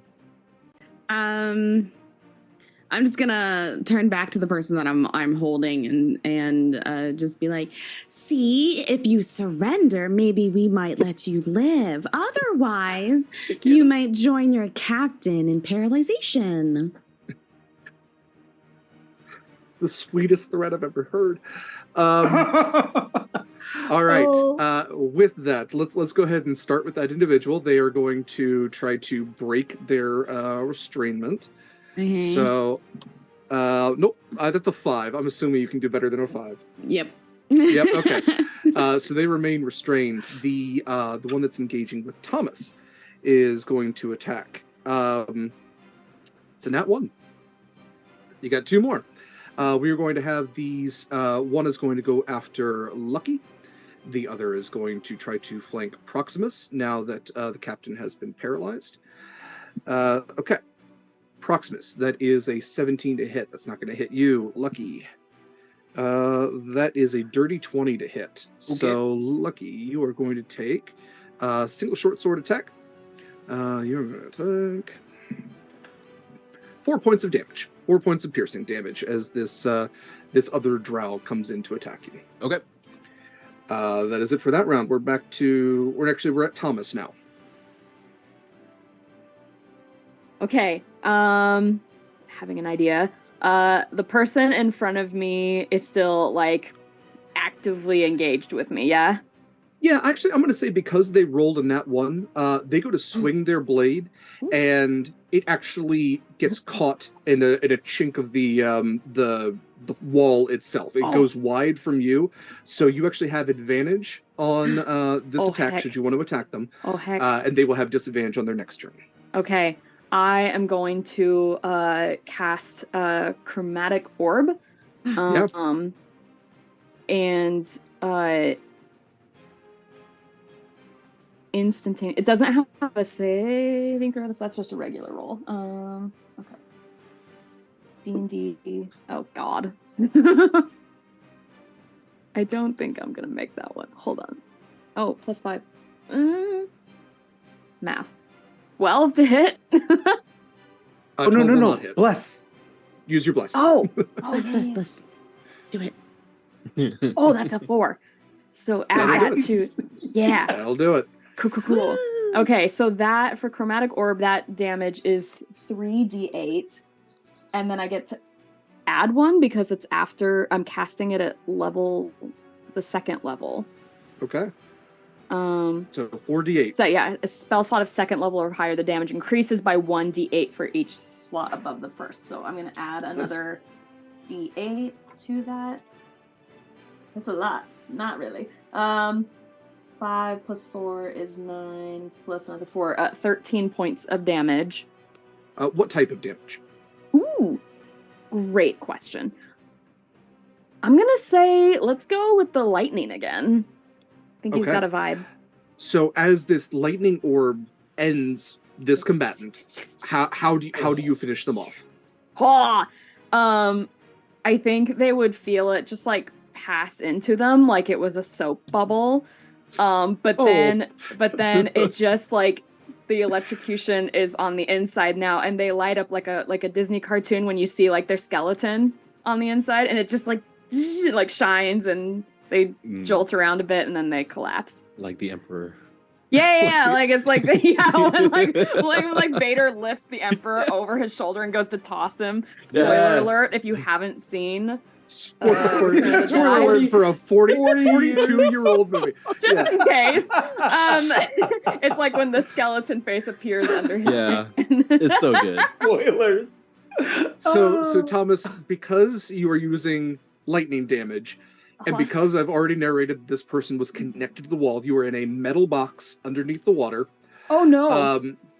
You watch as the electricity begins to conduct around. It doesn't hurt any of you, but it does begin to overload several of the instruments and panels, which are kind of lining the front end of this. In fact, the gunslinger that you had engaged with has a small explosion as she has tried to engage with some of these panels. You're not sure exactly what she's doing, but you all kind of watch as this like electricity channels through.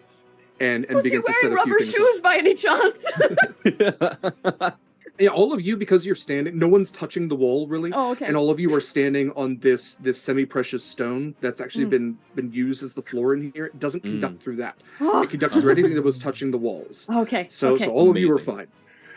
But yes, you definitely begin to feel like gravity hits you in a way like when an airplane begins to nosedive a little bit, like going into an no. airport, you kind of feel that and like you jolt forward a little bit. This thing is beginning to go downwards at a higher rate than before.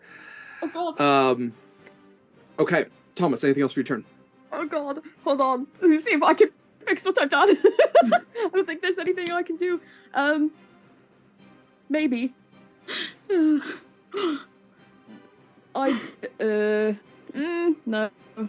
Nah. Can I don't know. Can I cast shape water through the windows to try and direct the vessel up?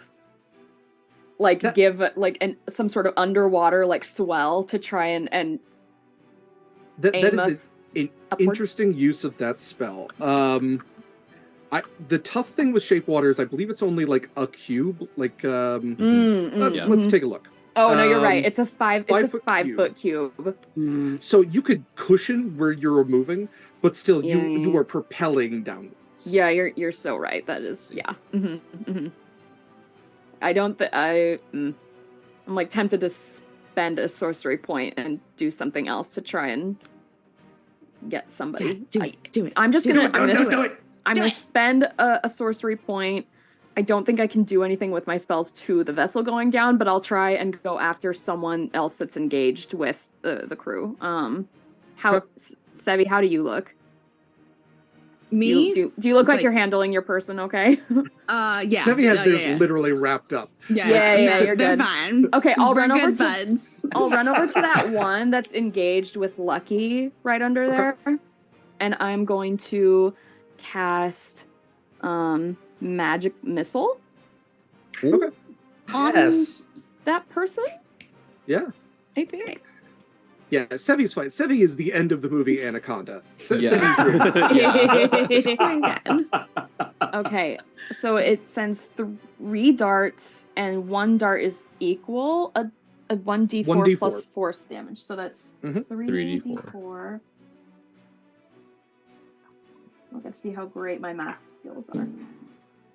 Okay, that's a 3, a 2, and a 1. 6, 3, and 3. So 6 points of damage. Points of damage. Okay. On that All right. one. So All the 3 magic darts missiles, I think, look like. I want to say they look like little. They're not lightning, but they look like little animated like bolts, like if like the Harry Potter scar. It's a very like cartoon looking bolt. But that's what they're shaped like. They go. Pew, pew, pew. Amazing. Perfect. Okay.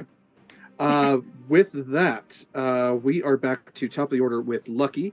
So Lucky, several magic bolts have hit the individual who came to swipe at you in your captain's chair. What an asshole! What would you like to do?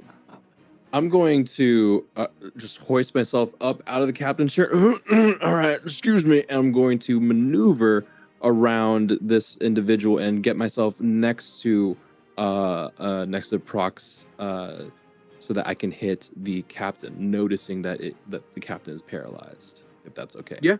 So on the map, I don't have control of my token, but on the map, just like diagonal down 1. Like right there. Okay. Yeah, right there. Yeah. And just as a maneuver, swish, swish. Oh, it's time for stab, and then stab. Go for it. With Oh my god, advantage. he knows the swish swish stab. Lucky invented the swish swish stab. Okay. Oh my gosh. Okay. Back in my day, kids weren't doing the swish swish stab. I invented the swish swish stab. And I will go ahead and roll to hit with the spell attack. I think I'm out of advantages and stuff, but I still have bless, right? Is that still a thing? And you have advantage because they are being held. So you have That's advantage on the right. attack because of that. Okay. Yeah. Okay. Did it go? No, it did not. Roll. All right. There is 16 on the first one. Here's the second one. 15 on the second one. All right. Cool. It will 16. 16 will not hit. This person's a little bit more heavily armored. Wait, I still have. Do I still have bless? You still bless. Okay. Let's see. Adding, hopefully, a bunch to this. I just heard in chat that we 19? get we all get an auto crit. By the way, There you go. 19. 19 does hit. Yes. Oh, all right. 19 hits. Do we do 2 rolls of damage here, or is there a special rule for crits? Oh, for crits, you can double your dice or double your damage. I leave that up to you. Okay, I will double the dice because it's paralyzed, right? So that's 6 plus 14, 20 points of psychic damage on this paralyzed captain. Looking real rough, by the way, she is. And okay, I anything else for your will turn? bonus action on my turn. I'm going to just forgive me, old man, and I will healing light myself for 1d6 worth of heals damage. Heals damage? No, not heal damage. Healing points. It's the whole foot. It's not just yeah. All right, I will heal 5 points of damage. Okay. With that, Gunslinger's turn. Let's see if she can break that fear. Let's see. Thank you for the donation. What? Okay, that's not. That's only an 8, so I don't think that she's breaking the fear. In fact, she is more fervently trying to work these controls. The logic you're kind of picking up is that she cannot get past you. Moving towards you would be the only means of escape. So she is trying to literally crash this ship because it's the closest thing to getting away from you.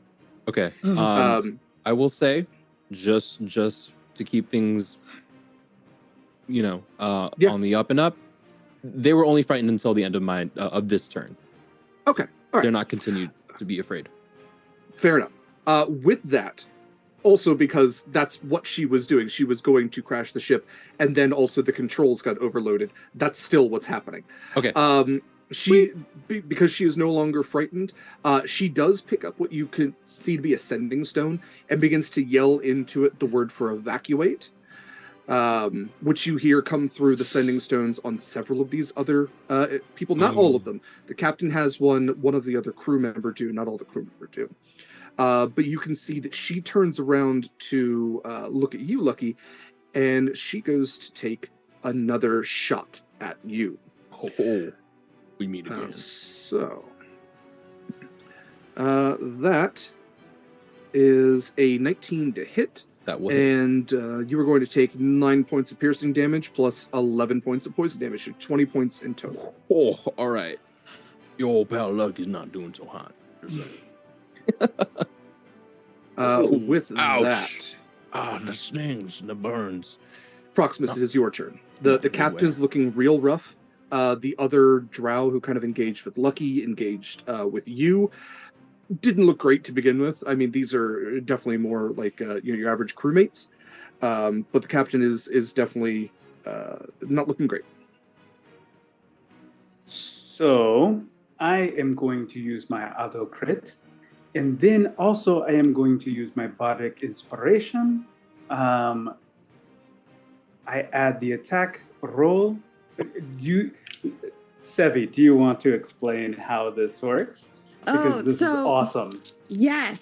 So the little clam that's been just kind of floating around Proximus's shoulders starts to vibrate very, very quickly. And then on this attack, or right after, or however you see fit, the clam is going to explode into shards of shells, and the explosion is going to hit it can hit the target and each creature of my choice within 5 feet. So all of the enemies that are within 5 feet.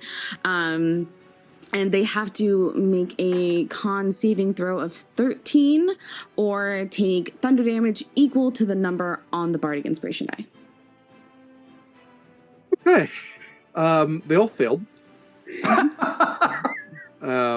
Literally rolled a 3 twice.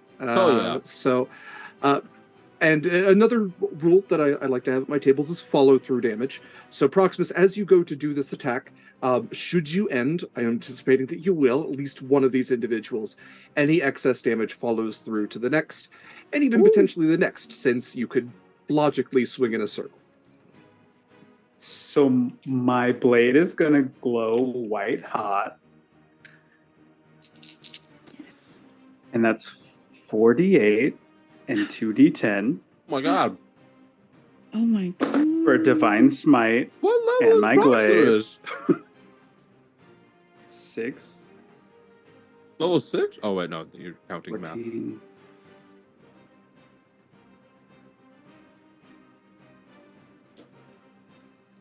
$24, 25, 6, 7, 8, 9, 10.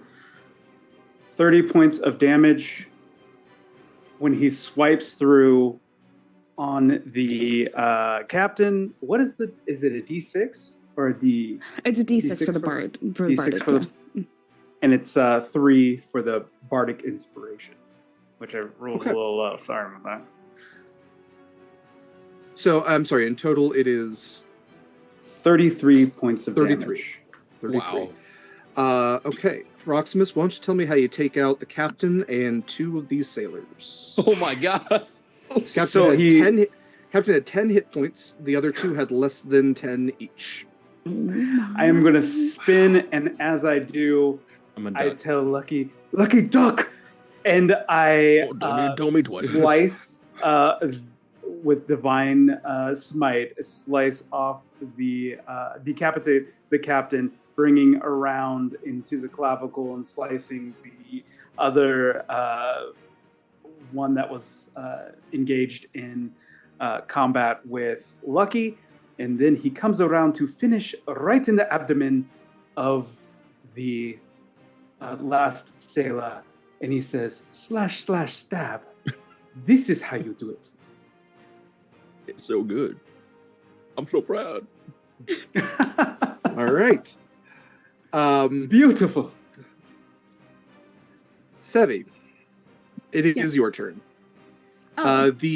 I will say that the drow uses their turn to break the restrainment. Mhm. So they are now just kind of standing there outside of your coils, like trying to grab their sword, trying to catch their breath from their broken ribs. What would you like to do? There's still the other gunslinger thingy. Okay, so I'm going Yes. to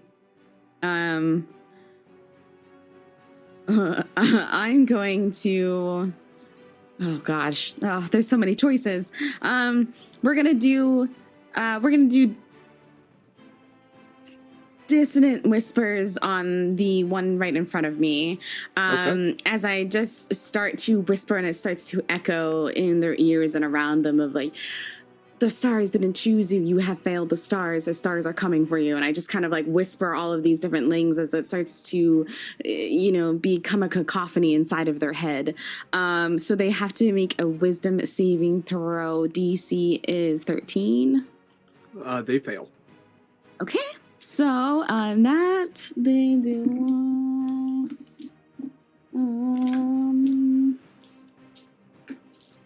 Three. So that's gonna be. So they're gonna take 16 psychic damage, and they must use their reaction immediately to move as far away from me as possible. I'll stop you right do there. They don't have a they- reaction. Yeah, they're Yeah. they're They're gone. Like, they didn't have 16 points to begin with. This is a 13 hit point drow. Oopsie. whoopsie. So in that case, I will use my bonus action to activate my little. I don't need to do this. I'm doing it for flavor. We're doing my speed burst, where I get down low and use my 2 front hands to quickly, swiftly slither my way towards that gunslinger, and I am just gonna get all up in their face. Love it. God, that's so cool looking. Okay. Yeah, Sevie, you launch yourself over the railing and get right up engaged with the gunslinger. Thomas, it is your turn. Oh, I think Thomas's earbuds were out. Maya, it is your turn. You're muted. Uh-oh.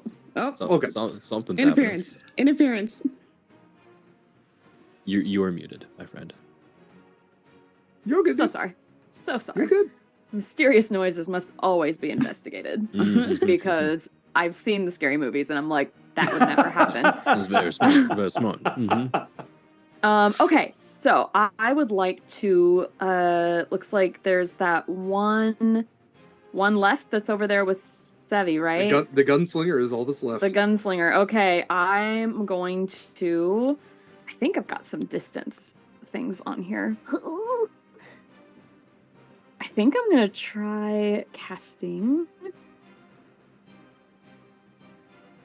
Yeah, the acid splash again. Okay. And so it is a dex save of 13 that they have to make. Okay. Let's see.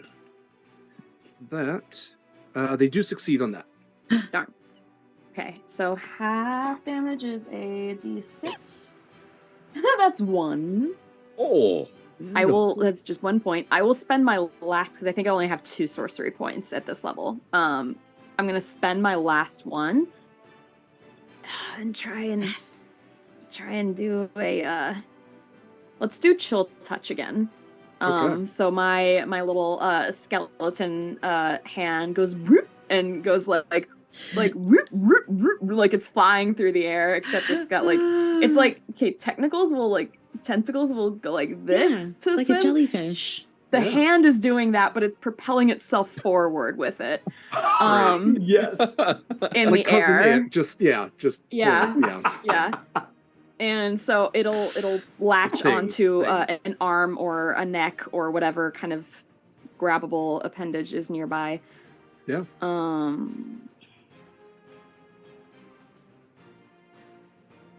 This is a wait. I know I just cast this earlier, but I don't remember what it does. It's a spell attack. It is a spell attack, so I need to roll a d20 for this one, right? Mhm. It's a cantrip.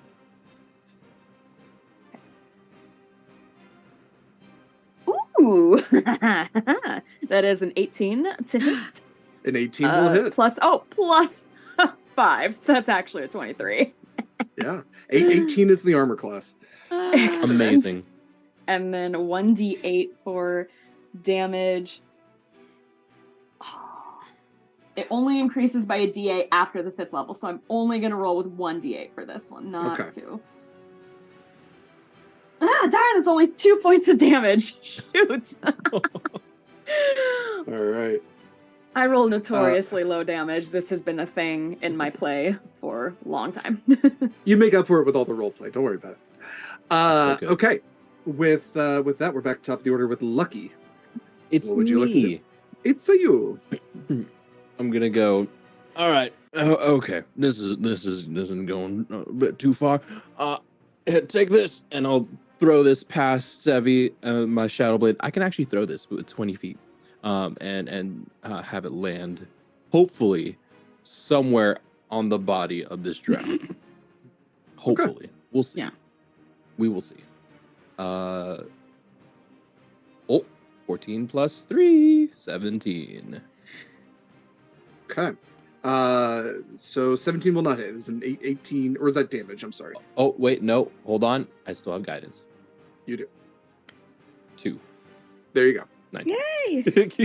I was like, you literally were always 14. use guidance. Okay.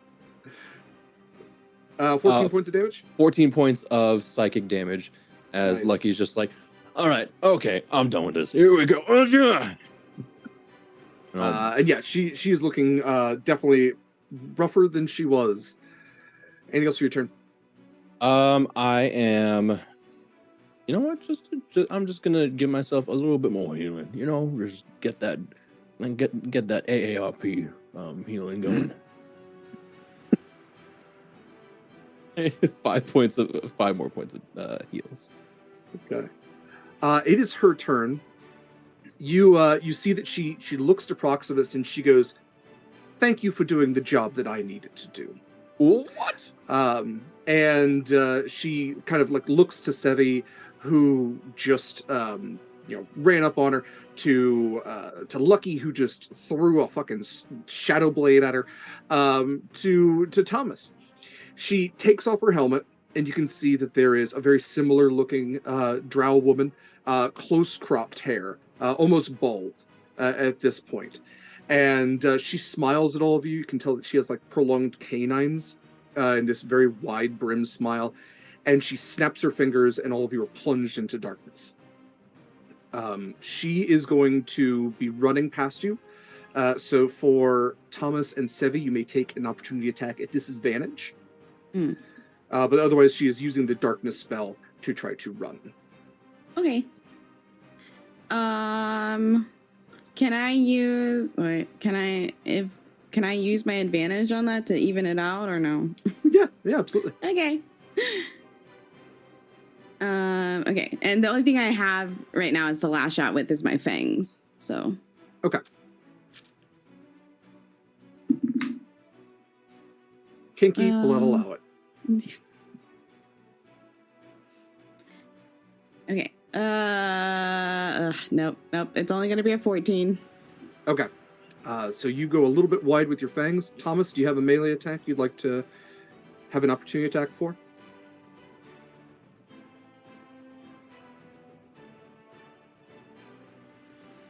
Great idea. I will try the chromatic orb again. Now, it has to be a melee attack for an attack. So I could use it should be my dagger then. Okay. Yeah. So you can attack at disadvantage with your dagger. Okay. All right.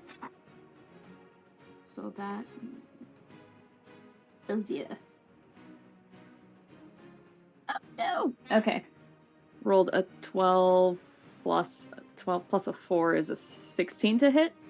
Okay. So you just slightly miss with your dagger as well. Okay. And you all can hear that she has run out of the room. You can hear that familiar metallic clanking as she has run out of the room.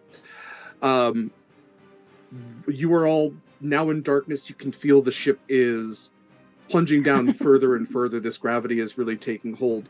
You all feel a jostle as it hits something large but continues moving. What would you all like to do? Are we still in initiative? We are out of initiative now. You have no enemies to fight. So this is... Is there anything that looks like a...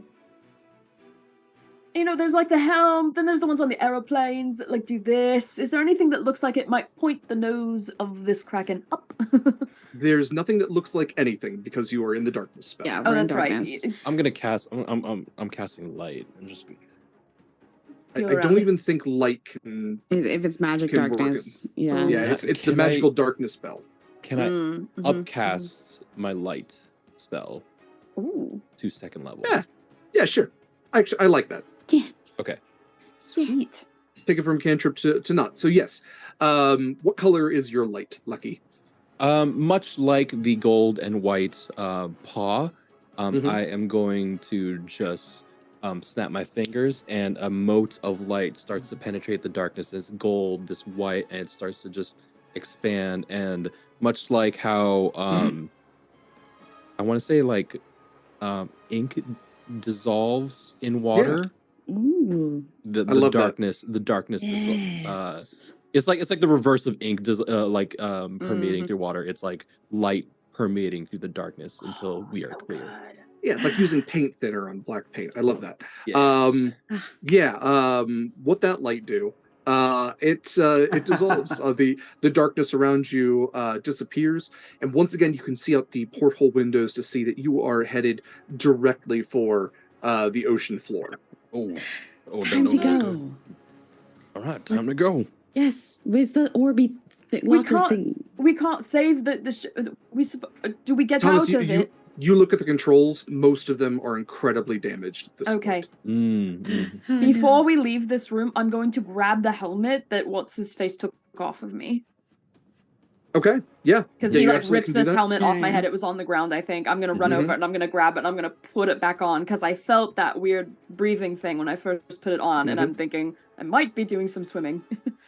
So yes, you can absolutely grab the helmet. I will also say that on the captain, like next to the captain's chair, are a number of like papers that would be the only other thing of note in here if you would like to grab those. Grab. Okay. So he grabs those. Okay, are you all running for the doors you came through? We running need to for get our you out of lives. here. Yes. Okay. Get to I saw escape I saw pods. escape pods. I saw the escape pods. We should go there. We Go, should go, there. go. Yes. That's so smart. I didn't Oh. notice this. Just Should we free the other ones that are trapped? No time. Is it too late? Don't. Okay, go. Well, if we run by the door, I'll click the button at the I end think of the it's on the immovable bottom rod. level. We're Way going that far. No, I it's don't so think far we're away. gonna go We're that not far. gonna go by it. That's okay. It's too far away. She's just not gonna. She's gonna just try not to think about it. I will say, so the doors that you pass through are still open. Mhm. The traps are disengaged. When you get to that 8-pointed path room, you can see that there are a number of drow who are like, Oh. you see the tail end of them. One of them turns back very stormtrooper-like and takes a shot with one of their pistols. It goes wide, and they just shake their head and go running down. It's the northern hallway towards one of the escape pods. That's fine. Okay. Yeah. Can we all fit into one? Yeah. Do we need multiple? How big are I these think- escape What are pods? We're gonna these- take I them think all. what this are is they- where I say goodbye. Oh. You take the pod. I'm fine down here. This is my home. You're going down Oh. on a sinking. Oh, you I- live down I can- here. I can just jump out. Okay. Derek, quick question. I have a Mhm. necklace of adaptation which says that I can breathe normally in any environment. Does that mean underwater? It does. Like in the It sea? does. Oh, Yeah. okay. Oh, I'm gonna look at Proximus and be like, "You are correct. You two get in the escape pod. Prioritize yourselves, and we'll meet you back up top." Yes. Okay. I'll go into an escape pod. How will I fit? Is it just Yeah, one these- person? Okay. No, these escape pods are basically big enough for 20 people. Oh, cool. Oh, Cool. So You as could come go with towards us the in this escape pods- room. yeah. We just jump in. Like, Yeah. We look at it, it's like there's plenty of room. We'll meet you up there. It's like, Yeah. sure, I you thought it can was come like, in here. you know, 3 people max. Yeah. Oh, go ahead. No. I was Oh, definitely picturing the escape pods from Star Wars because we made enough Star Wars references, and they're like This a is little true. tiny sphere. So bear with me for this pun. Okay. They are cephalopods. Oh, yes. So as you get to the pods, you can see that there's some fires which are kind of in this hallway, which you probably assume have deterred a lot of the drow from passing through here, because there are a number of explosions you can hear. In fact, I need you all to roll a D100. Oh no. Okay. Oh no. As I you, rolled a as you 2 feel last time. What can we as you know? feel a massive jolt and explosion come from the far end of the ship. Oh, okay. Okay. 00 again. That's 100. That's a hundy.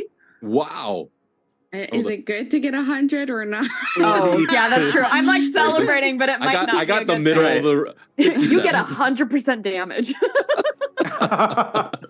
So I will say you all feel and see this wave of red magical energy flux through the ship, like the, again, to make a Star Wars reference, like when the Death Star explodes, that ring that explodes outwards pulses through the entire ship, and you all get blasted right in the center body mass with it. So Thomas, for the next minute, you no longer have any connection to the arcane weave. You cannot cast any spells. It is leached all the magical energy from your body. All your spells within the next minute will fail. Lucky, what'd you get? 57. 57. For the next minute, any the wild flammable man. object you touch that is not being worn or carried by another creature bursts into flames. So Lucky, your paws begin to heat up, and you kind of get the idea that if you touched anything flammable, it would go up. Sevie, what did you roll? Very familiar. 13. Oh, it's the wild magic thing. Yeah, that the you- wild magic core blew up. Oh, I love it. just put the 2 and 2 together.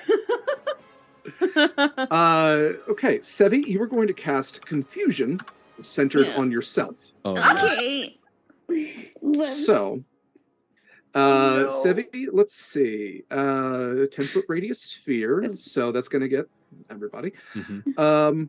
If I could get a, let's see, what is your save? I hurt myself. So in spell my assaults and confusion. twist creatures' minds, spawning delusions, provoking uncontrolled action. Each creature with a 10-foot radius sphere centered around you must succeed a wisdom saving throw. So wisdom saving throw, it is DC 10 to be fair. So wisdom saving throw of 10.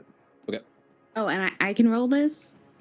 It is centered on you, so you are not going to be affected by it. Oh, I'm good Oh, at these. do we all have? So we all roll it. Nope. Yes. Uh, Oh, yeah. Auto crit. One. I'm Yes, using my say. auto crit. Okay. Yes! Oh, Yes. smart. Yes. Dudes are Yes. auto crits. Yeah, this is my custom wild magic table. There is a single thing for every roll. It's not like a 1 to 2 or 1 to 5. Yes. No, Right, not right. everything's got something. rolled Proximus, a- what did you roll? 42. Okay. Did anybody fail on the confusion roll? That was a D10. It's DC 10. So wisdom save of DC 10. So as long as you Oh, beat I'm 10 on sorry. I was No, rolling you're a fine. D10. Silly me. You're all good. Okay. have an Let's auto see. crit. On my D20, I rolled a 9, Mhm. and then I'm plussing what to it? Your wisdom save. Your Wisdom save. Oh, that's a -1, so it's an 8. You have an auto Oh crit? no. He's Uh, not very wise. Dash bad. So let's see. An He's affected so target can't take confused. reactions, must roll a D10 at the start of its turn to determine its behavior. So Thomas, go ahead and roll a D10. Okay, Oh thank you. gosh. Oh no. A 3. Okay. You cannot move or take actions. Thomas Oh. just freezes. Oh, Not like in a paralysis sort of way, but in like Oh. a not I can't know what to do sort of way. Like, yeah, freezes in the moment. I just disassociate. The nice thing is, Proximus, are you at the front of the group or the back of the group as they're heading down this hallway? Oh, I'm following them. Yeah. Okay, so you're at the back. Great.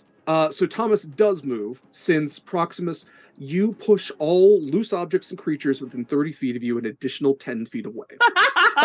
Thomas just bounces off the wall, and he's just like, So, Proximus, you propel all of your friends into one of the cephalopods. So helpful. Sorry about that. don't be. We got here quicker. Yeah. Nope. right. Nope. Mm-mm. Lucky the controls. Sure. Yeah. I'll Are there instructions? Is there like a pull this lever type Yeah. situation? Is there a button? There are like some rudimentary controls towards the front. So you have like this viewport window at the front, and there are some rudimentary controls there, like again, kind of like a smaller captain's wheel and some levers. Sweet. And then there's very clearly a like right next to the hatch close is this larger lever with the elven word release. Okay. Mm-mm-mm. Okay. All right. Sevie, I'm gonna just pull that lever over there as I sit into the seat in front of the the wheel thing. All right. On my go. All right. Yes, ready. All right. And Go.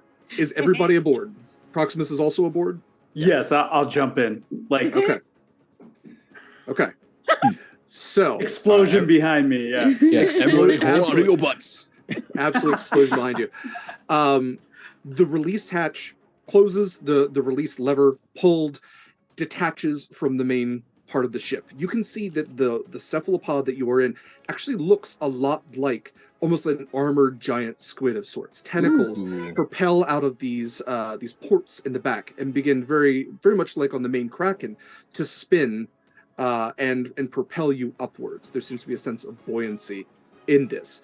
Lucky you do have some control over it, and as you all look out the viewport window, you can see this Kraken. For all reason, this is a Kraken. But as you're looking at it now with these clearer eyes, you can see the gun ports. You can see this massive cannon extending out from the fin on top. You can see the mechanical bits of the tentacles, this arcane core exploding in the water. And as it does, it propels bits of the ship in all directions as it crashes into the ocean floor. And just metal and this artificial chitin and everything just scatters. And it's nearly buried beneath the sands. You all continue upwards in the ocean. Are any of you doing anything? There are viewport windows. You would like to look out for certain things. how long am I stuck? Because I think I'm just gonna stand there for That's a a good while question. with a Yeah, dazed look on my face. Just It's technically every turn, so let's see. Go ahead and roll another minute. saving throw. Yeah. Well, we could say that it's also for a minute. You can't cast spells. You can't do anything for a minute. So for a minute, Thomas is just kind of like standing there in the center. There's seats, but Thomas is just like, if you just like push a mannequin, that's Thomas. Okay. Yep. Got it. 15, a 14. Yeah, that'll do it. So you're able to snap out of it. Wow. Okay. Hey, we're in a pod. I think. Thanks for joining us, Thomas. I would have grabbed, or maybe not grabbed, but I imagine I'm looking at one of the windows, maybe with Proximus, and just like being like, okay, but what's that over there? What's that over there? And just asking about details about the landscape under the water. Oh yes, that is the Great Reef there. Oh, yeah. And over there, if you look far away, that is where we live. Pointing to the west. And Sevie, you can see the massive trench which opens up in the bottom, and you can see where there are small figures that you could probably connect to being the Nalos that Proximus describes to you, and you can see the kind of the opening where the head of this massive statue is. The other thing, so since you two are looking specifically, go ahead and roll me wisdom saving throws, please. Can I auto crit? You can. Okay, thanks. And I'll guide myself. Good thing I did.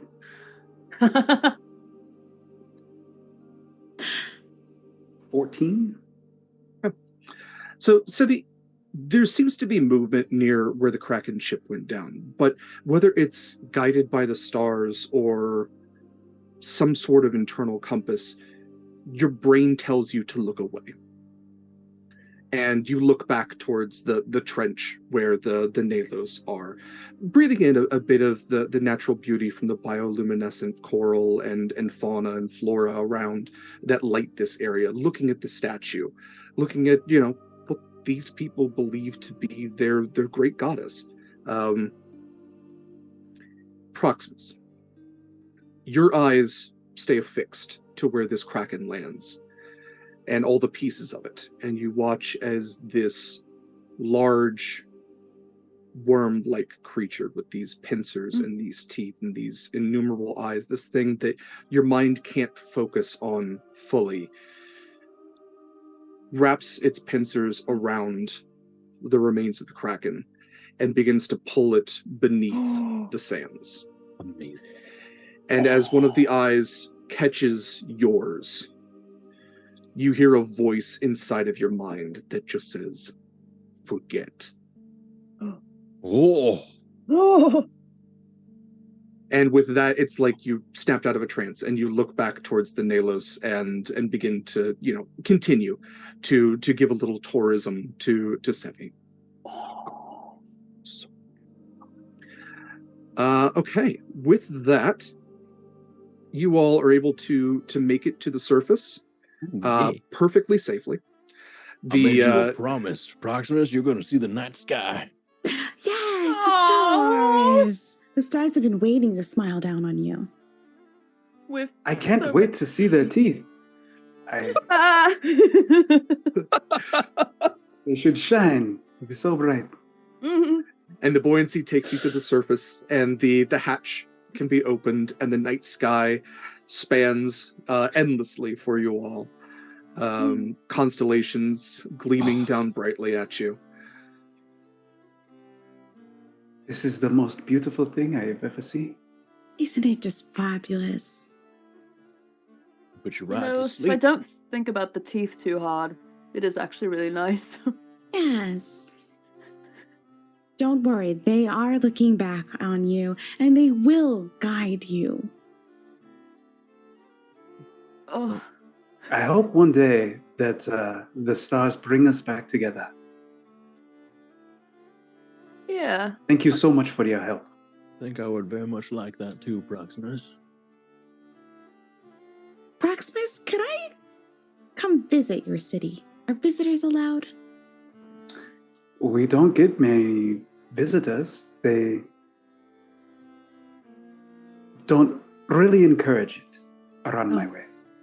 Okay, well, if But- I'm not allowed, then... Hopefully our paths will cross again. You can come to the surface and come see us, but just don't tell anyone. I would like that. We wouldn't tell anyone. Where do you go from here? With my knowledge of the skies, I will point over to a constellation, and I say, "You see that cluster of stars over there? Well, our home during this time of the year lies right below it, in a sense. So just head towards that cluster, and that is our home." As for me, I think I'm gonna buy myself a boat with all the loot that we just got. Oh, I'm gonna hand one. him like the purse of gold that I collected, and I'm gonna hand it to him, and I'm gonna be like, "Here, I don't want this. It's for your dinghy. You should take it." Oh, I appreciate that so much, Thomas. Proximus, you are always welcome on my boat. I love Lucky saying that sitting in a submarine. Only I could afford some sort of submersible. Probably not in the cards for old Lucky. Fish out the side of a sub. All right. Where is this the parting of the group here? Is Proximus swimming back down, or are you going with these friends for any particular time? I would. I probably know like how long we've been away. Yeah. You could probably reason, since it is darker now. I mean, you still get some sunlight at the tribe. I'd probably reason it's been about 4 to 6 hours. Maybe I'll stay with you for just a little longer. Maybe a few more hours. Just until the light comes back. And then I will then go back. The stars are nice and everything, but you haven't lived till you've seen a sunrise for real. And the sun is just a massive star. Oh. God. Its smile would be huge. That is only a myth on this world, Sevie, okay?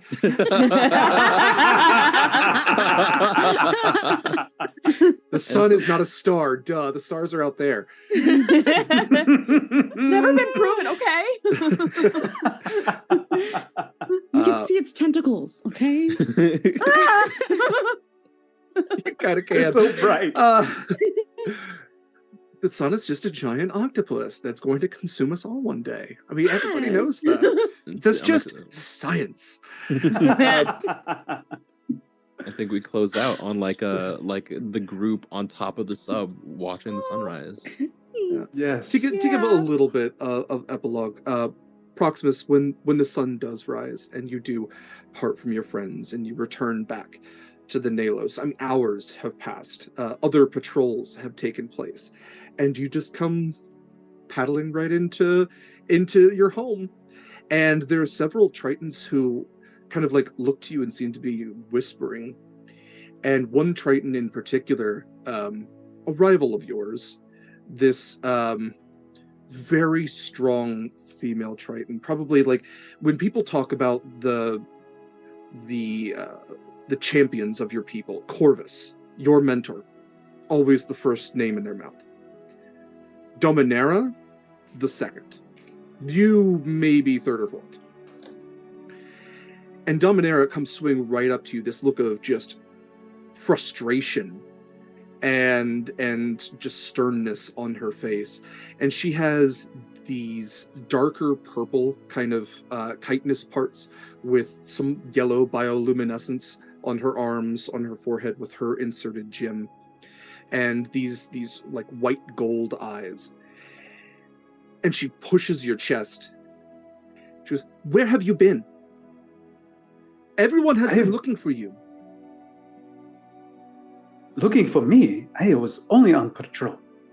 You were on patrol until you weren't. We went looking for you because you didn't come back in time. We thought a kraken had eaten you, Proximus.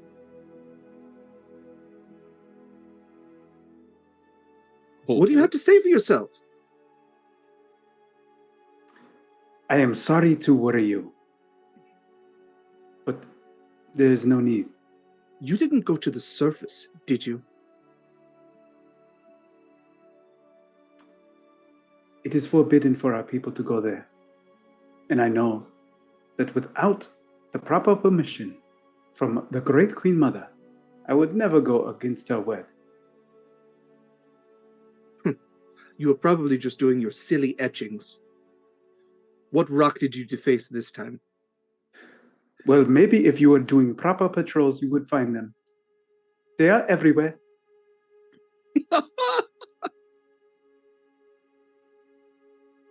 When it comes to the next arbiter, whenever that is, it's going to be me, Proximus.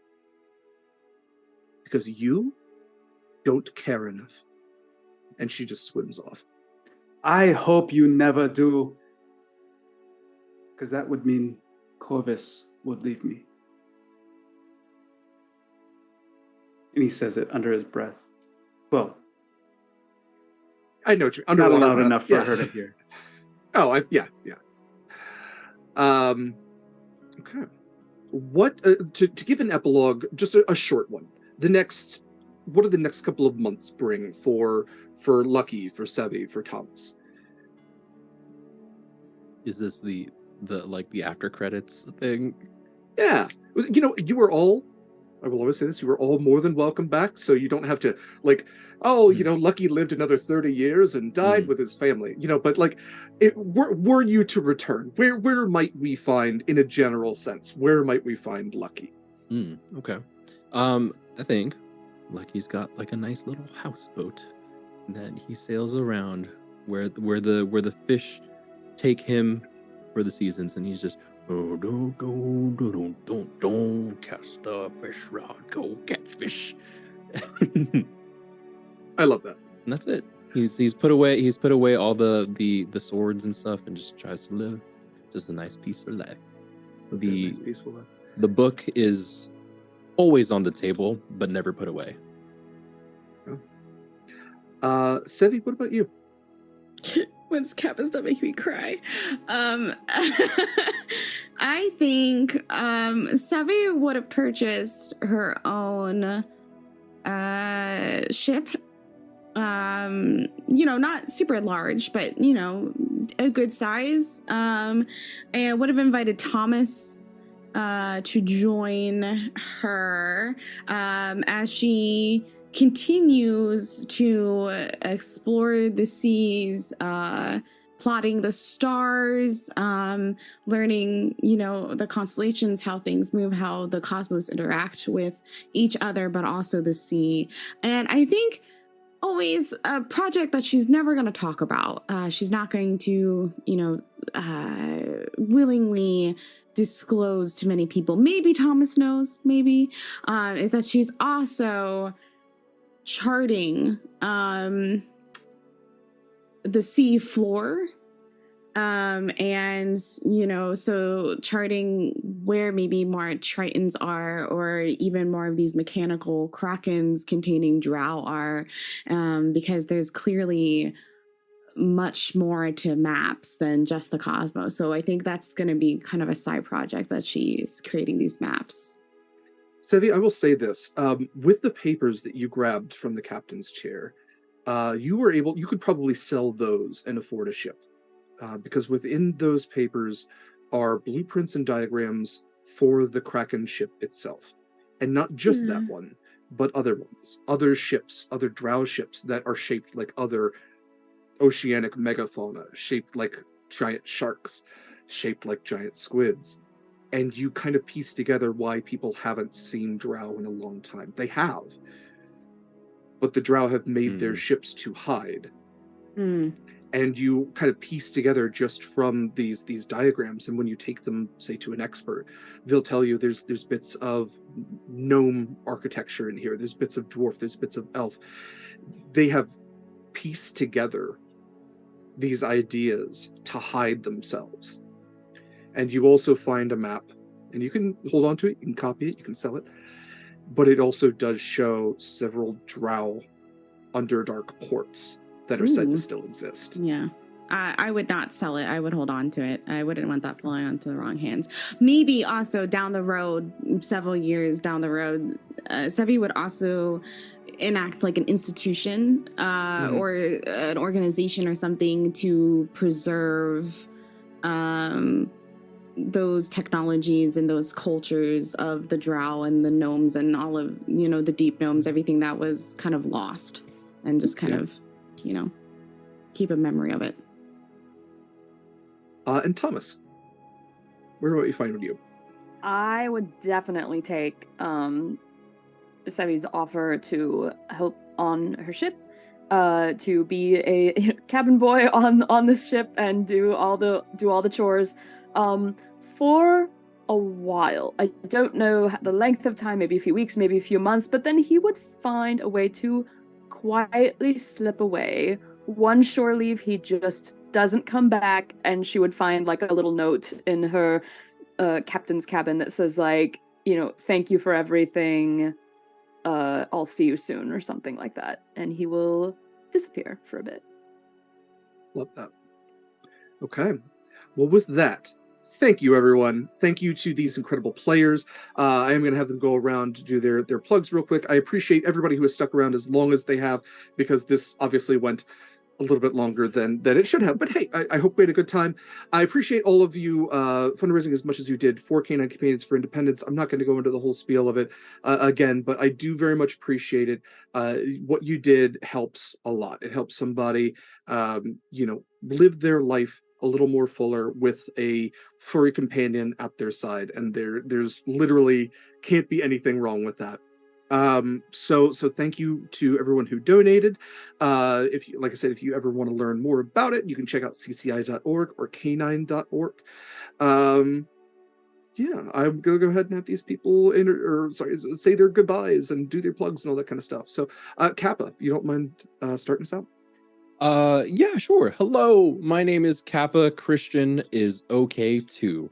You can find me on Twitter at the Kappa Chris. I'm also on Hive whenever that comes back. They're working. They're doing their testing. There's a build that's coming out soon. Right now they're testing it with folks, so I'm hoping we can be back on over there. Anyway, I'm doing a lot of stuff. You can catch me on a few podcasts, To Be Movie or Not To Be Movie. It's the podcast I do with Brandy Rose, where we watch B movies and react to them and play bingo with them and process them and react and analyze them through the lens of marginalized identities, which is super fun.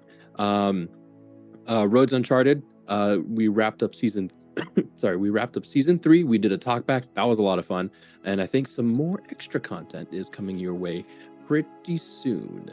Let's see, what else am I? Brine and Blight every Tuesday night. Not for the next two, we're taking our holiday break, but after December we'll be back to do some more Brine and Blight, another underwater themed adventure where I play Risubi, let's see, what's the character sentence? The perceptive warrior who needs no weapon. Just think mantis shrimp that punches really hard. And so I'm really excited about that one. That one's a lot of fun. Yeah, and I'm on various things. Again, Twitter is probably the best place to find out what I'm doing at any given time. Check that out. Wonderful. Thank you, Kappa. Maya. Hello, I am Maya. You can find me doing cosplay on TikTok at Chameleon Things, and I believe I'm also Chameleon Things on Twitter, I think. I write like solo player RPG journaling games, letter writing games on Itch. You can find me at Maya Writes Things.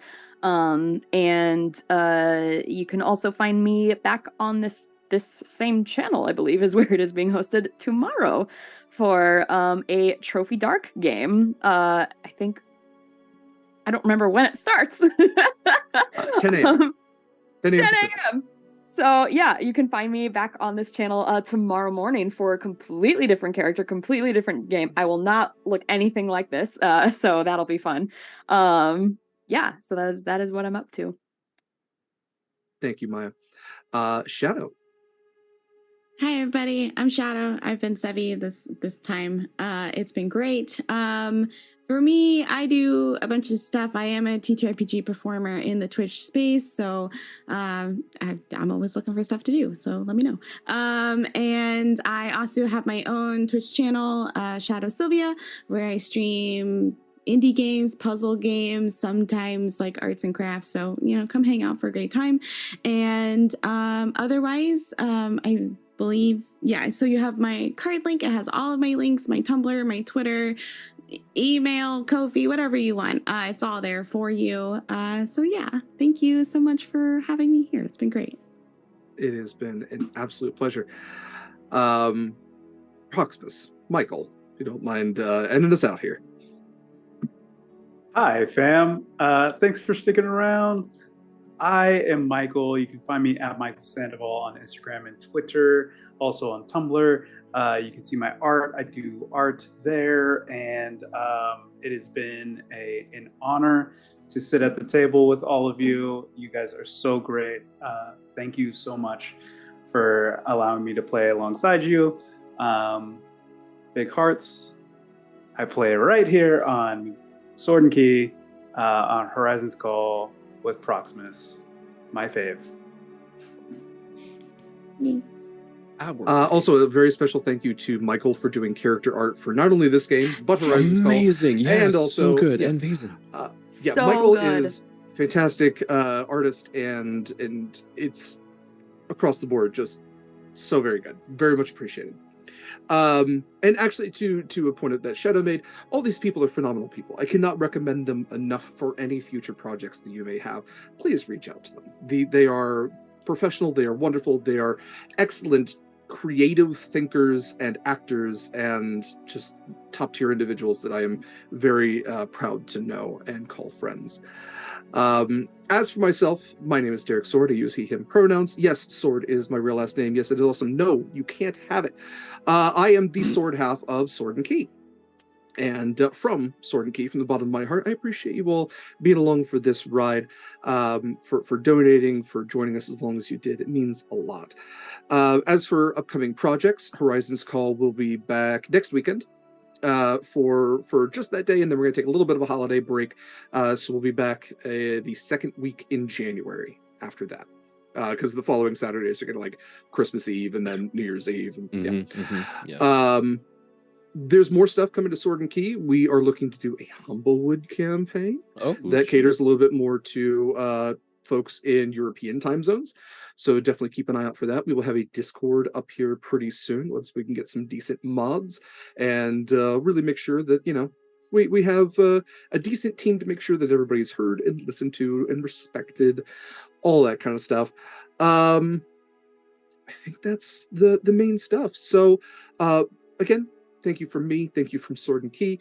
We will see you next week for a regular game of Horizon's Call. So until then, fair winds and following seas, brave mariners. Take care of yourselves. Bye.